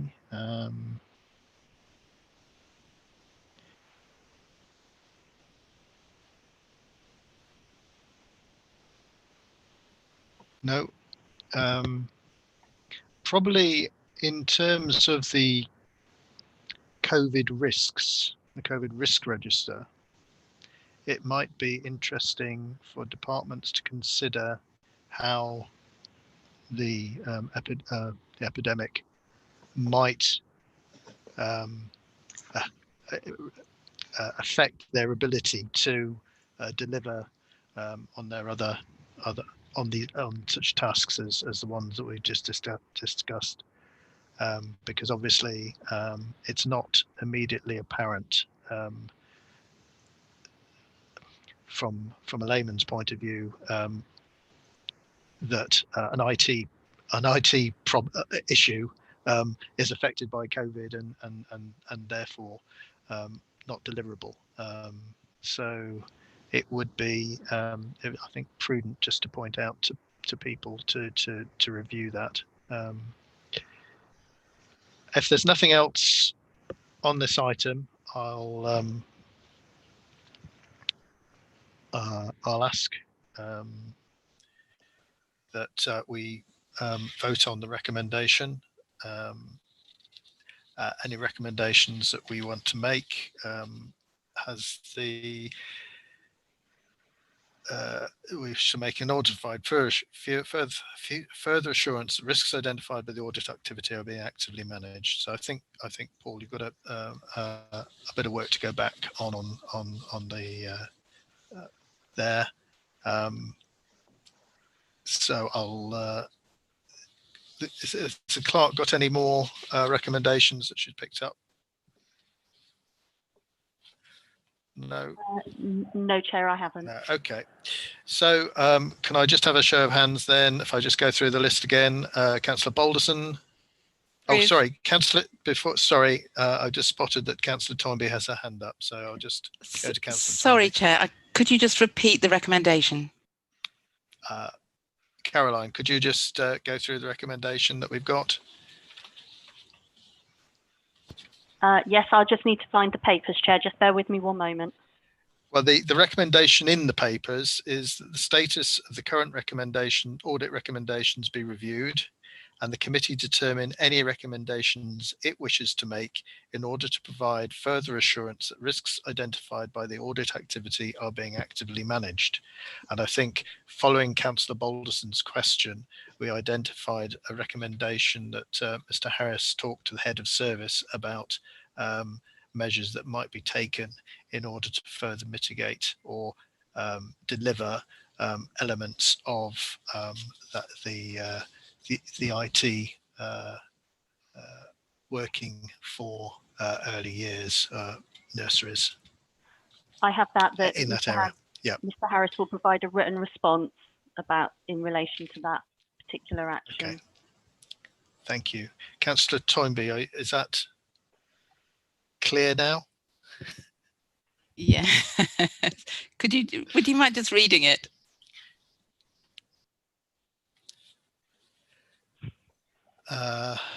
Well, I don't know what the clerk's written down.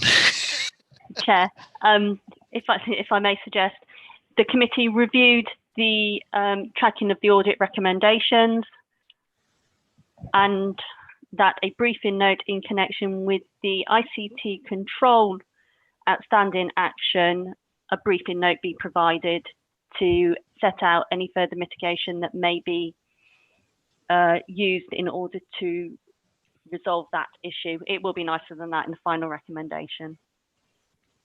Thank you. Councillor Toynbee, are you happy with that? Thank you. Right. If I can go now to Councillor Balderson, are you in favour? Yes. Thank you. Councillor Bolter? Yes, in favour, Chair. Thank you. Councillor Toynbee? Yes, approve. And Councillor Watson? Yes, approve. And I also approve. Thank you. Right. Does anybody want a short break, or are you happy that we plough on? I see no hands being raised, so we'll plough on. The agenda item 11, the Health and Wellbeing Board review and suggested amendments to the Constitution. We've got Amy Pitt, Assistant Director, Talk Community, and Kate Coftree, Deputy Solicitor of the Council, presenting on this. The purpose of the item is to consider the suggested amendments to the Council's Constitution proposed by the Health and Wellbeing Board for recommendation to Council.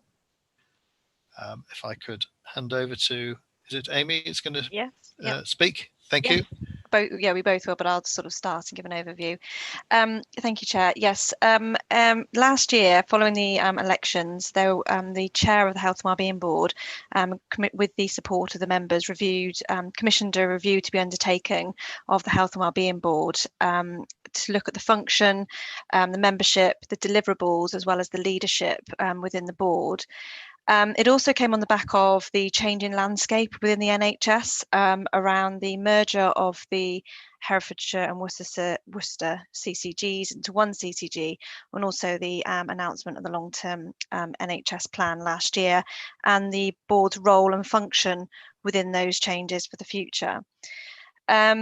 We have had support from LGA to come in and facilitate a number of sessions with the members to review the current vision, the previous vision and objectives, and those were actually updated and are within the paper, and also we discussed in terms of some cross-cutting themes as well, in terms of the future of the Health and Wellbeing Board. It also recognised the fact that we needed to explore the wider determinants of health and wellbeing across Herefordshire, and to do that, to review the membership of the board. And so the paper and the recommendation is to actually expand the membership to have more of a partnership board across the system, and to include the fire and rescue for Hereford and Worcester, the chair of the CSP board, chairs of the Safeguarding for Adults and Children's, a police representative, and the director of the Economic and Place Directorate within the council, as well as having updated the membership across some health partners due to the merger of the CCG, but also due to the Worcester Health and Care NHS Trust taking forward the mental health services from 2G as of earlier this year, and also including membership from Taurus, which is the GP Federation. The board also considered its role in terms of other boards within the system, and how to look for those boards to be more accountable, and the Health and Wellbeing Board to give assurance to the system on some of those boards, such as the Children and Young People Board, CSP, and the commissioning plans across health and social care. So it was very much like I say, a review given the current changing landscape of the elections, and as well as the NHS long-term plan. I'll just hand over to Kate to give you a bit more of an overview in terms of the changes of the Constitution. Thank you, Amy. Thank you, Chair. As identified in the report under paragraph 14 to 16, the monitoring officer has the delegated authority to make technical changes.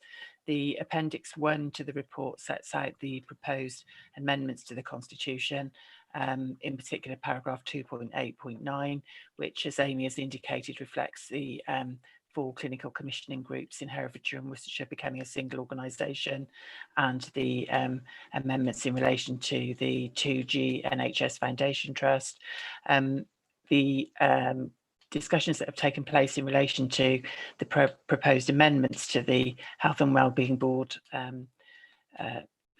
membership it is consistent with the legislation, the Health and Social Care Act, setting out the core membership, and it's proposed that the additions to the membership of the board will enable a widening of the functions of the Health and Wellbeing Board, and ensuring that the requirements of the board are fully met. So unless there's any additional questions in relation to the membership, I would propose that those amendments are made to the Constitution. Thank you.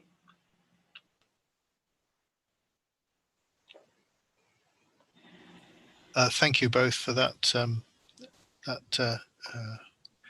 overview. Members of the committee, have you any questions on the report? Councillor Watson. Thank you, Chair. This question it might be outside the remit of our role, but I'm curious to understand why the Managing Director of the Wye Valley NHS Trust is a member, but the Chief Executive of Herefordshire Council isn't. Because when you look at health and well-being, I think of housing as well, and housing doesn't seem to be represented as focusing on adult and community, the Director of Adults and Communities, Director for Children and Families, and the Director of Economy and Place, and the Director of Public Health. But yeah, maybe that sits within the Social Health and Social Care Act of 2012. Could you confirm, could you state something about that, Mrs. Cowtree? Amy, I don't know whether you want to pick up in relation to the housing aspects. As I had understood it, that would form the remit under adult social care. Yeah, so in terms of the operational function for housing, that is within the adults and communities. In terms of the strategic housing function, that sits under E&P, the Economic and Place Directorate, and obviously those both directors as well as Children's are members of the board. Alice, the chief executive, does attend the board, but isn't a member. Kate, I don't know if you want to pick that up. In relation to the membership of the board, it's appropriate for the leader of the council to be. Sorry, it's not. As I understand it, appropriate generally for the chief exec to be a member of the board, but clearly he does attend, so he can contribute to the board. There has to be at least one councillor under the section 194 of the Act, and in this authority, the leader is the councillor that's nominated. Okay. Does that answer? Yeah. It does, and it doesn't. I think that it for me, the chief executive, it's great that he attends and then can make comment. But in terms of accountability, he's got the means and the to actually make changes and oversees the directors, whereas the leader of the council, I understand that there needs to be a representation of a councillor, whereas the leader can only inform best practice. So maybe it's outside of this remit for that conversation, but my feeling is that I see that housing is taken through, but in terms of strength and accountability, it would be really nice to see the CEO of Herefordshire Council being actually a named member rather than voluntarily participating. Amy, is that something that you want us to consider further? Take back to the board? Yeah, we can certainly take that back to the board, and consider that further, in terms of that comment, Yeah, but I'd also like to see if I'm supported by other colleagues as well. Sorry, Mrs. Pitt, and and to Mrs. Cowtree. Could I open that up, Chair, to see if my view is shared by my colleagues, because we haven't discussed this. Certainly, yes. Does anybody have a view? I'll put in my two pennyworth perhaps while people are thinking. Initially, I thought that, and just excuse me while I try and get the right page, having the Director for Economy in Place there does mean that the strategic housing, which is, I think, what you're most concerned about, is represented. If we have the chief executive there, the question then comes, why have you got the directors there of adults and communities, children and families, and economy in place? Because you've got effectively the line managers there as well. So I suppose the value for money response might be that those who have a specific responsibility should be present, whereas the chief executive's got a much wider ranging responsibility. I also see it's the chief executive of the CCG that's there, not the chief executive of the Wye Valley Trust. Is that right? Have I? It's a long list, isn't it? Yeah, the managing director of Wye Valley NHS Trust is a member. That's right. Yeah, it's the managing director, not the CEO of Y Valley. Yeah, the managing director, and likewise the managing director of the clinical commissioning group, Taurus, as well. Yeah. I take the chair's perspective on board, and yeah, and I understand, and again, it's probably my naivety, you know, being a newly elected member and understanding the making up of these. So I certainly don't want to cause any, you know. But yeah, if you as the chair and my colleagues feel that it's unnecessary, and then I'll take that off the table. Well, I'm not certain. That's my view as a member of the committee rather than as the chair of the committee. I mean, I'm very happy to listen to others who might take the contrary view. It's interesting that as has been intimated, he goes to these meetings as you might expect him to go. Because otherwise, well, they should be they're strategic meetings, so that those are issues. I'm not sure whether, if approached, he'd want to be a member. He may want to be a member. I don't know. I don't know if he's been asked. I don't know whether.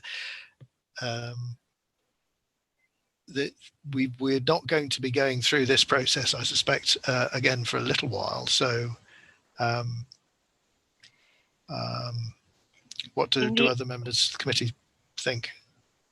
Sorry, somebody was coming in. Yeah, sorry, that was myself, Amy. Sorry, Amy. Sorry, yeah, no, the intention is I think that we will review it again probably in about 9 to 12 months' time, just to see how the board is developing, get LGA support back in to review it in terms of its function and deliverables, and, you know, and probably review the membership just to ensure that we have got the right representatives on there delivering and you know, taking the agenda forward. Because it's a kind of reset, so we do want to almost do that self-reflection. Is that in your report? If so, I missed it. It may not be actually. No, maybe maybe I could add that if it's not. Well, that might be a recommendation then. We're always looking for recommendations. That is our recommendation, that you review in 9 months, and so you've got a reason for doing it now. Sorry, Councillor Watson, and look at membership specifically. Chair, could we just go to Councillor Balderson, Toynbee and Bolter just to see if they agree, you know, if that's their perspective as well? In alphabetical order then, Councillor Balderson, would you like to comment?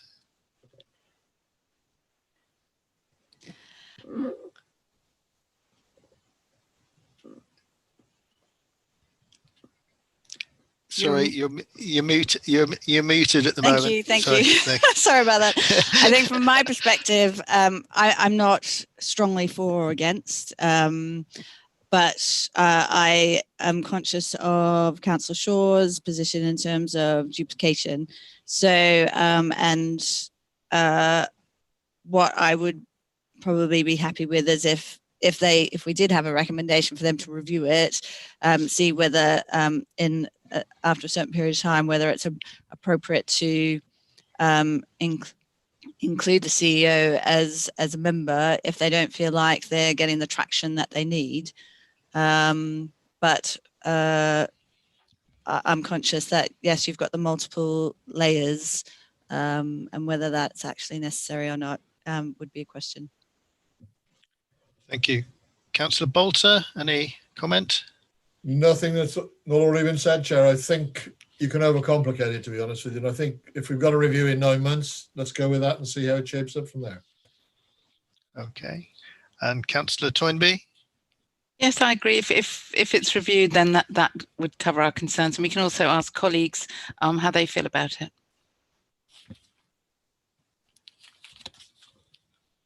Thank you. Councillor Watson, if I just come back to you, you satisfied with that as a yes, comments from your peers? Yes, and the recommendation for Mrs. Pitt to put that it will be reviewed in about 9 or 12 months, and for a recommendation. That'd be great. Thank you, Chair. Thank you. So, so the recommendations that I have for you to agree that are A and B in the papers. A, having regard to the Health and Wellbeing Board review, the amendments to the Constitution as set out in Appendix 1 be recommended to full council for adoption with implementation following annual council. And B, the technical changes to the Constitution to be made by the monitoring officer as set out in paragraphs 15 and 16 of this report to be noted. And I think we're adding a C, that the membership of the board be reviewed in 9 to 12 months time. Is that sufficient? Yes. Yep. Could we then vote on those? Sorry, Claire, sorry. Sorry, Chair, can I just ask for clarification on recommendation A? I know this was drafted before COVID hit. We've got, just thinking about the full council meeting, we've got adoption following annual council. Of course, that was going to be May, it's now September. So the officers just need to confirm whether that is the case for September or if this is going to the July council meeting.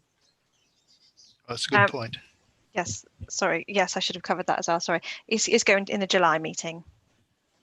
So look to. Sorry. So it won't be implementation following annual council. No, it's on the, or is implementation following annual council? So just have for implementation full stop, I would suggest. For adoption and implementation. Yeah. So I'll just read that. I'll just read out part A again to be clear. Having regard to the Health and Wellbeing Board review, the amendments to the Constitution as set out in Appendix 1 be recommended to full council for adoption and implementation. Are we happy with that?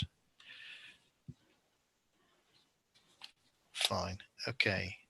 And recommendations B and C, everyone's content with. Can I have Councillor Balderson? Yes, I agree. You agree? Thank you. Councillor Bolter? Yes, approve those, Chair. Thank you. Councillor Toynbee? Yes, I agree. Councillor Watson? Yes, I approve. And I agree as well. Thank you. And thank you to Amy and Mrs. Cowtree for your input there. I'm moving now. We've covered item 11, so moving on to item 13. Sorry, Rethinking Governance Working Group Progress Update. Claire Ward, you're presenting this. The purpose is to update the committee on the work of the Rethinking Governance Working Group. Thank you, Chair. Claire. Yes, I think this is now your second report on the work of the working group. You will see that the group has been thwarted by the pandemic, and the workshops where we were hoping to get good member engagement weren't able to take place because of lockdown, and as a result we had webinars, but the nature of a webinar and I think the way we were using IT at that point meant it was a lot of listening rather than getting a lot of members feedback on the Constitution, what the issues are, what changes people are looking for. So we've introduced a member questionnaire that has gone out at the start of June and will be back by the end of June. And really it's alerting the committee to the fact that the work crunching through the views of all members and coming up with solutions to the problem is still to be completed. And we are getting very near to that October council meeting when the recommendations from this committee should be being made. So it's just alerting you that we're on track, but it's going to get very tight, I think.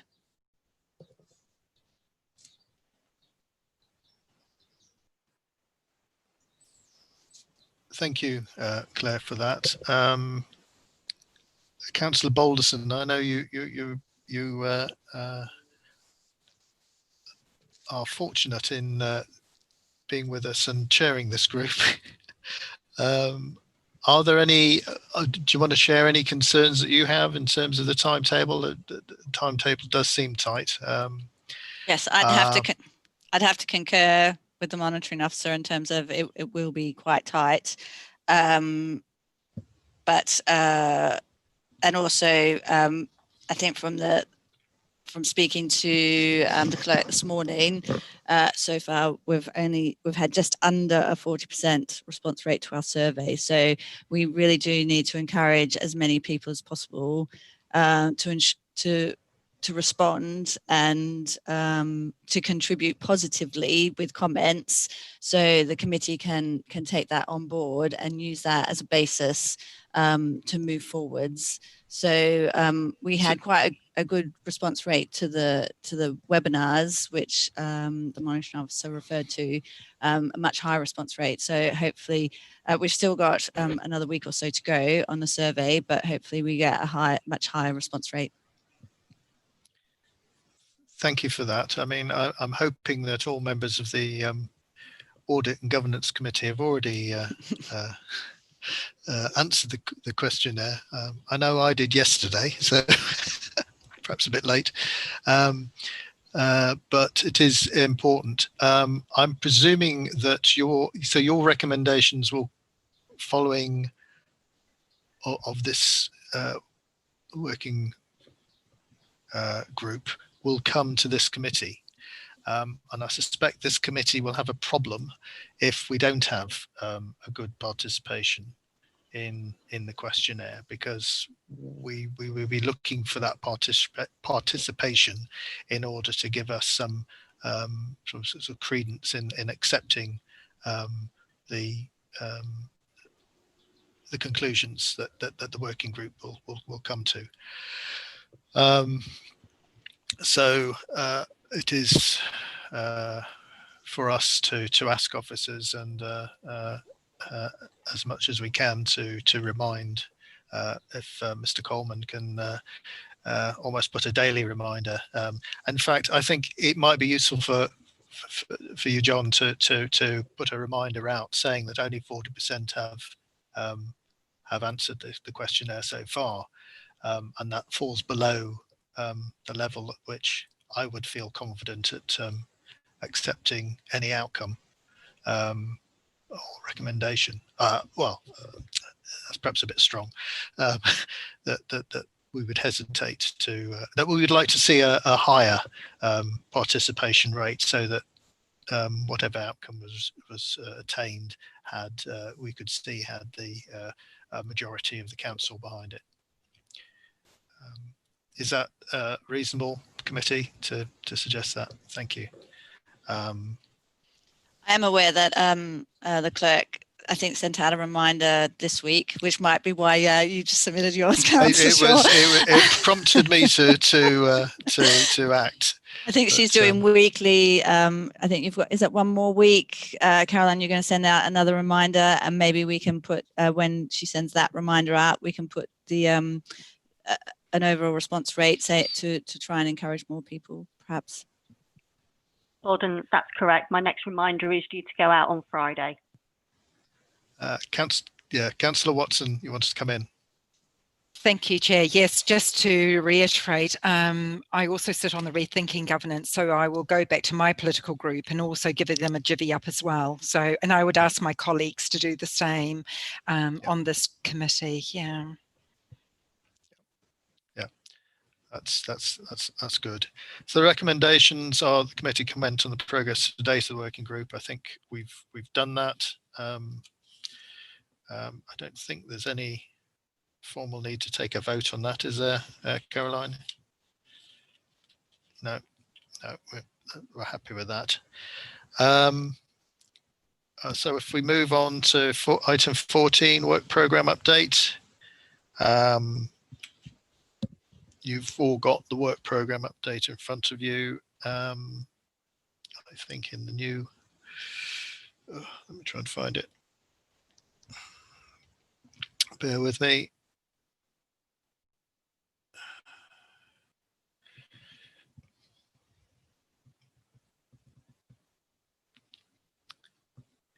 Right. Yes.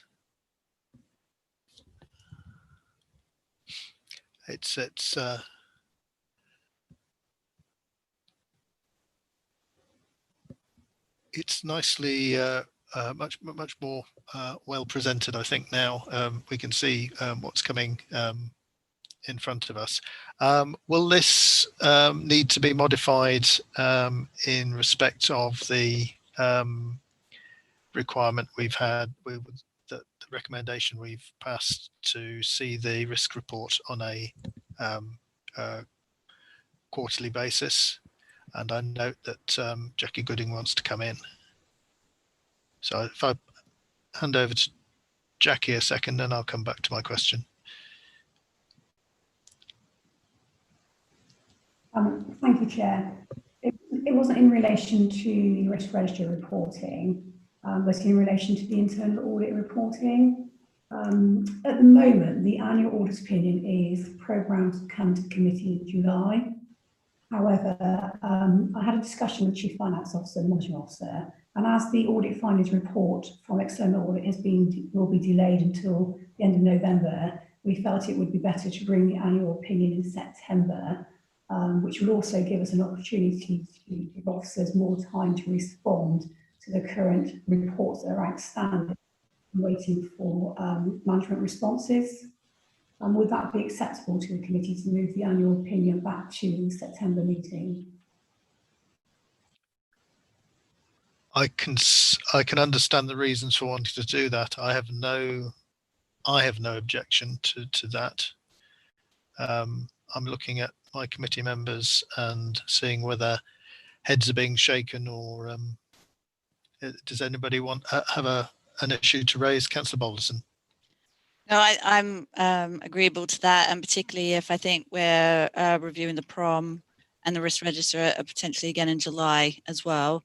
I think moving the opinion to September would balance out the work programme.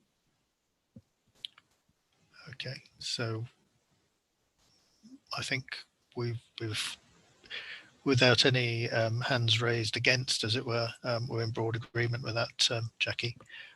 If I could just go back to the question I raised, Caroline, in respect of the quarterly review of the risk register, that to fit in with the cabinet meetings. I'm presuming we need to modify the work program in relation to that. That's correct, yes. Yeah, okay. Any other comments or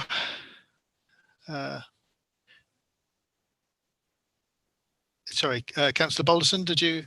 Yes, sorry, I know it's we're getting to the end of the meeting and everyone wants to just go home or turn off their computers. But in terms of the work program, one of the things that you can see different is that we have reconciled it to the elements of the Constitution and what we're meant to be doing.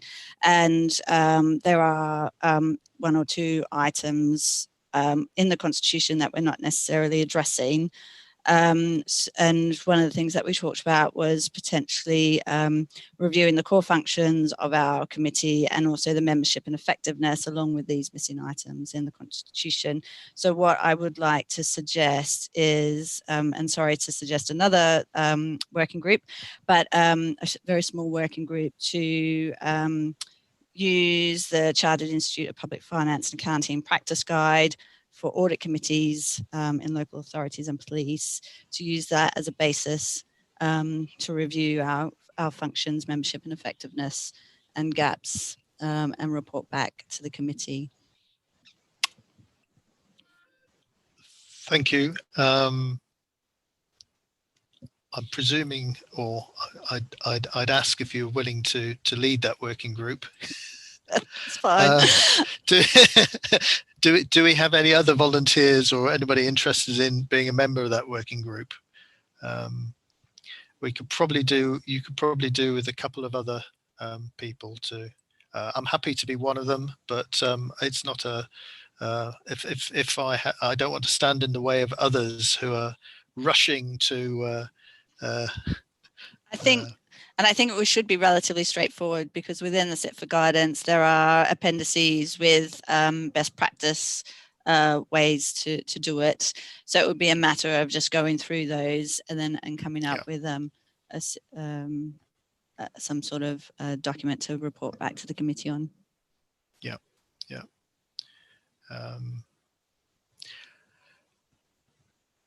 I wouldn't want it just to be myself and Councillor Balderson, but I don't want to try and twist arms. So perhaps I could ask. Oh, Councillor Watson's put her hand up.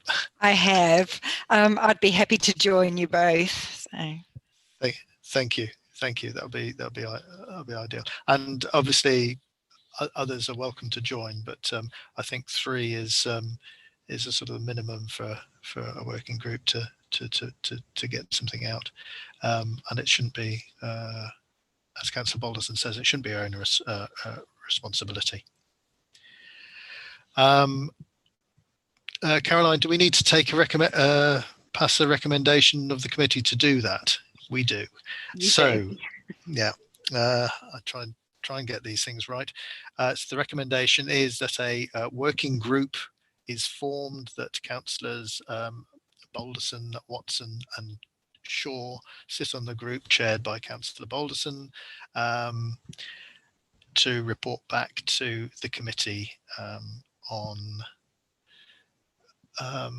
Councillor Balderson. I'm looking for some words on. So the words I would use would be to review the core functions, membership, and effectiveness, and the pick up on the missing items that we identified that we're not achieving on our constitution. Thank you. I can email those to Caroline. I'm sure Caroline's picked those up, but it may be as well to just email the full list. Can I ask committee members to vote? Councillor Balderson? Yes. Councillor Bolter, where are you? Yes. Yeah, down there. Sorry, thank you. Thank you. Councillor Toynbee? Yes, I agree. Councillor Watson? Agreed. And I'm in favour as well. Thank you. The date of the next meeting will be the 30th of July 2020 at 10:30 a.m. Thank you to officers and members of the committee for all your time and your input this morning. Before I formally close the meeting, can I check with the Democratic Services team that the live stream has been switched off and that we are no longer broadcasting live or recording? Thank you.